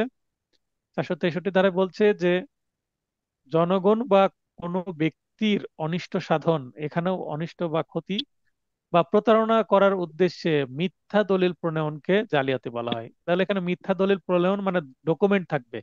আমি এর আগে বলেছিলাম যে প্রতারণা শিক্ষিত অশিক্ষিত উভয় ব্যক্তি করতে পারে, কিন্তু জালিয়াতি করতে হলে শিক্ষিত ব্যক্তি লাগবে বা শিক্ষিত ব্যক্তির সহায়তা লাগবে, কারণ এখানে ডকুমেন্টেশন বা দলিল পত্র থাকবে যেখানে জালিয়াতি হতে পারে। কোনো ব্যক্তির নিজ নাম স্বাক্ষরও জালিয়াতির শামিল হবে, স্বাক্ষর করতে কাগজ লাগবে বা কোনো দলিল লাগবে, কোনো কিছুতে তো স্বাক্ষর করবে, তাহলে অবশ্যই এটা শিক্ষিত ব্যক্তির কাজ। কাল্পনিক বা মৃত ব্যক্তির নামে তার জীবদ্দশায় সম্পাদিত হয়েছিল মর্মে পূর্ববর্তী অর্থাৎ ব্যাকডেটে তারিখ দিয়ে দলিল প্রস্তুত করানো জালিয়াতি হবে। অনেকেই ব্যাকডেটে দলিল খুঁজতে আসে বা স্ট্যাম্প খুঁজতে আসে, 2 মাস আগের স্ট্যাম্প খুঁজবে, ওই 2 মাস আগে এত টাকা নিয়েছিল বলে একটা মিথ্যা দলিল তৈরি করবে, করে মামলা করবে, এরকম খুঁজতে আসে অনেকেই। তো এটাও জালিয়াতির একটা অংশ। এবার মিথ্যা দলিল প্রস্তুতকরণ, মেকিং এ ফলস ডকুমেন্ট, এটাও জালিয়াতিরই অংশ একটা। 443-63 আছে জালিয়াতি, আর 464 তারপরে আছে হচ্ছে মিথ্যা দলিল প্রস্তুতকরণ, ফেব্রিকেটিং বা মেকিং ফলস ডকুমেন্ট। এখানে বলা হচ্ছে মূলত 3টি উপায়ে মিথ্যা দলিল প্রস্তুত করা যায়। কি কি 3টি উপায়? এখানেও 3টা উপাদান চলে আসছে। উপায়: প্রতারণামূলক ভাবে আংশিক প্রস্তুত বা স্বাক্ষর বা সিলমোহর বা সম্পাদন করে কোনো দলিল প্রস্তুত, বা উক্ত উদ্দেশ্যে কোনো চিহ্ন স্থাপন, চিহ্ন বলতে কোনো সিল দেওয়া হলো, সিলমোহর দেওয়া হলো, এরকম। দ্বিতীয়ত, প্রতারণামূলক ভাবে কোনো দলিলের কোনো অত্যাবশ্যকীয় অংশ কেটে পরিবর্তন করা, যেটাকে টেম্পারিং বলি, ঘষে কেটে পরিবর্তন করা, এই ধরনের একটা মামলা আমার কাছে আছে। আমি এখনো, সেটা চলছে, চার্জ গঠন হয়েছে, আগামী ধার্য তারিখে সাক্ষ্য হবে। আমি বাদী পক্ষে আছি। আমি একটা জিনিস লক্ষ্য করেছি, অধিকাংশ মামলায়, আমার 90% মামলা আমি বাদী পক্ষে আছি। এটা ভালো যে আমি ভিকটিমের পক্ষে কাজ করছি। আর যারা আসামি তার পক্ষে মামলা কম আসছে, যদিও আসামি পক্ষে মামলা পরিচালনা করলে ইনকাম বেশি, জামিন করানো সহ আরো অনেক ইনকাম থাকে, কিন্তু বাদী পক্ষে ফাইলিং এর সময় একটা যে ফি সেটাই দিতে চায় না, আবার হাজিরাতেও ঠিকভাবে ফি দিতে চায় না। কিন্তু ড্রাফটিং করলে অনেক কিছু শেখা যায়, মামলা তৈরি করার নলেজটা বাড়ে। প্রতারণামূলকভাবে কোনো উন্মাদ নেশাগ্রস্ত ব্যক্তির নিকট হতে স্বাক্ষর বা সিলমোহর গ্রহণের মাধ্যমে দলিল প্রস্তুতকরণ, এই তিনটা উপায়ে কোনো ব্যক্তির নিজ নাম স্বাক্ষরও জালিয়াতির শামিল হতে পারে। কাল্পনিক বা মৃত ব্যক্তির নামে তার জীবদ্দশায় সম্পাদিত হয়েছিল মর্মে পূর্ববর্তী তারিখ দিয়ে দলিল প্রস্তুত করানো জালিয়াতি হবে। একজন ব্যক্তি মারা গেছে 2020 সালে, আমি একটা দলিল তৈরি করলাম 2018 সালের, মানে মৃত্যুর আগের, এবং দেখালাম তিনি, এবং সেটা একটা উইলে পরিণত করলাম, বা সেটা একটা হেবা বা সেটা একটা বিক্রয় দলিল তৈরি করলাম, তো তিনি বেঁচে থাকতে সেটা আমাকে দিয়ে গেছেন, সেটাও জালিয়াতি, বোঝাই তো যাচ্ছে। জাল দলিল বা ফরজ ডকুমেন্ট কি 470-এ আছে। জাল দলিল বলতে বলতে বানানটা ঠিক করে নেন, সমগ্র বা আংশিকভাবে জালকৃত কোনো মিথ্যা দলিলকে বোঝাবে। তাহলে জাল দলিল বলতে পুরোটাই জাল হতে হবে তা নয়, আংশিক জাল হলেও চলবে। মানহানি বা ডিফামেশন আছে 499 ধারায়। কি বলা হচ্ছে, যদি কোনো ব্যক্তি অপর কোনো ব্যক্তির খ্যাতি বা সুনাম নষ্ট করার উদ্দেশ্যে কিংবা নষ্ট হবে মর্মে অবগত হয়ে কথিত বা পাঠের জন্য লিখিত, কথিত বলতে মানে স্পিকিং ভয়েসের মাধ্যমে, পাঠের জন্য লিখিত মানে এখানে লিখিত রিটেন ফরম্যাটে, চিহ্ন বা দৃশ্যমান উপস্থাপনার মাধ্যমে কোনো কার্য করে, তবে তা মানহানি বলে গণ্য হবে। মৃত ব্যক্তির পরিবার বা আত্মস্বজনের অনুভূতিতে আঘাত করার উদ্দেশ্যে মৃত ব্যক্তির নিন্দা করানো কিন্তু মানহানি শামিল বা গণ্য। কোম্পানি সমিতি বা অনুরূপ ব্যক্তি সমাবেশ সম্বন্ধে নিন্দাকরণ মানহানি বলে গণ্য হবে। বিদ্রুপমূলক প্রকাশিত নিন্দা মানহানি বলে গণ্য হবে। কিন্তু যদি না প্রত্যক্ষ বা পরোক্ষভাবে কোনো ব্যক্তির নৈতিক বা বুদ্ধিভিত্তিক গুণাবলী, বর্ণ, পেশা, প্রসিদ্ধি নষ্ট করে, তবে তা মানহানি বলে গণ্য হবে না। প্রত্যক্ষ বা পরোক্ষভাবে করলে গা হবে, যদি মানে কোইনসিডেন্টালি হয়ে যায়, মিস্টেক, সরল বিশ্বাসে কাজ করার পরেও, তাহলে সেটা মানহানি হবে না। তো এই নিচের যে অংশটুকু দিয়েছি, এটা মানহানির যে 10টা ব্যতিক্রম, 10টা ব্যাখ্যা আছে, মেবি ব্যতিক্রম আছে, ব্যাখ্যা এবং ব্যতিক্রম আছে 10টা, এই 10টা ব্যতিক্রমকে সংক্ষিপ্তভাবে এখানে তুলে ধরেছি আমি। যেহেতু এটা টিকা, তাই বড় করে তো দেওয়ার দরকার নেই, তবে বর্ণনামূলক প্রশ্ন আসলে 10টা আপনাকে ব্যতিক্রমে বিস্তারিত লিখতে হবে।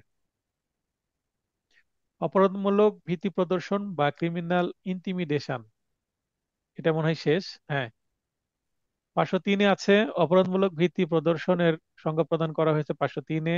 কি বলা হচ্ছে, কোনো কার্য করতে বাধ্য করা বা কোনো কার্য করা হতে বিরত রাখার অভিপ্রায়, এটা করতে হবে না হলে এটা করা যাবে না, এরকম কোনো ব্যক্তির কোনো ব্যক্তি কর্তৃক অপর কোনো ব্যক্তিকে তার দেহ, সুনাম বা সম্পত্তির ক্ষতি করার উদ্দেশ্যে আতঙ্কিত করাকে অপরাধমূলক ভীতি প্রদর্শন বা হুমকি প্রদান করে। তাহলে এখানে ভীতি প্রদর্শন করলে ভিকটিম অবশ্যই কি হবে, ভয় পাবে বা আতঙ্কিত হবে। মৃত ব্যক্তির সুনামের প্রতি হুমকি প্রদান কোনো ব্যক্তির স্বার্থের সাথে সম্পর্কিত হলে তাও কিন্তু এ ধারা মতে ক্রিমিনাল ইন্টিমিডেশন বা অপরাধমূলক ভীতি প্রদর্শন হবে। স্টিফেন কভেই, এনার একটা বক্তব্য এখানে দিয়েছি, I am not a product of my circumstances, অর্থাৎ আমি পরিস্থিতির কোনো সৃষ্টি নই। I M A product of my decisions, মানে আপনার পেশা আপনি কোনটা নিবেন এটা পারিপার্শ্বিক পরিস্থিতির কারণে নয়, বরং আপনার ডিসিশন আপনি নিয়েছেন বলে আপনি অ্যাডভোকেট হবেন। মানে যার নাই কোনো গতি সে করে ওকালতি, এটা যেন আপনার ক্ষেত্রে প্রযোজ্য না হয়। পরিস্থিতি আপনাকে পেশা চয়েসে বাধ্য করেছে, তাই আপনি এই পেশায় আসছেন, এটা না হয়ে আপনি নিজে ডিসিশন নিয়েছেন, আপনার ডিসিশনের কারণে আপনি অ্যাডভোকেট হয়েছেন, এটা হলে আপনার এটা প্যাশন হবে।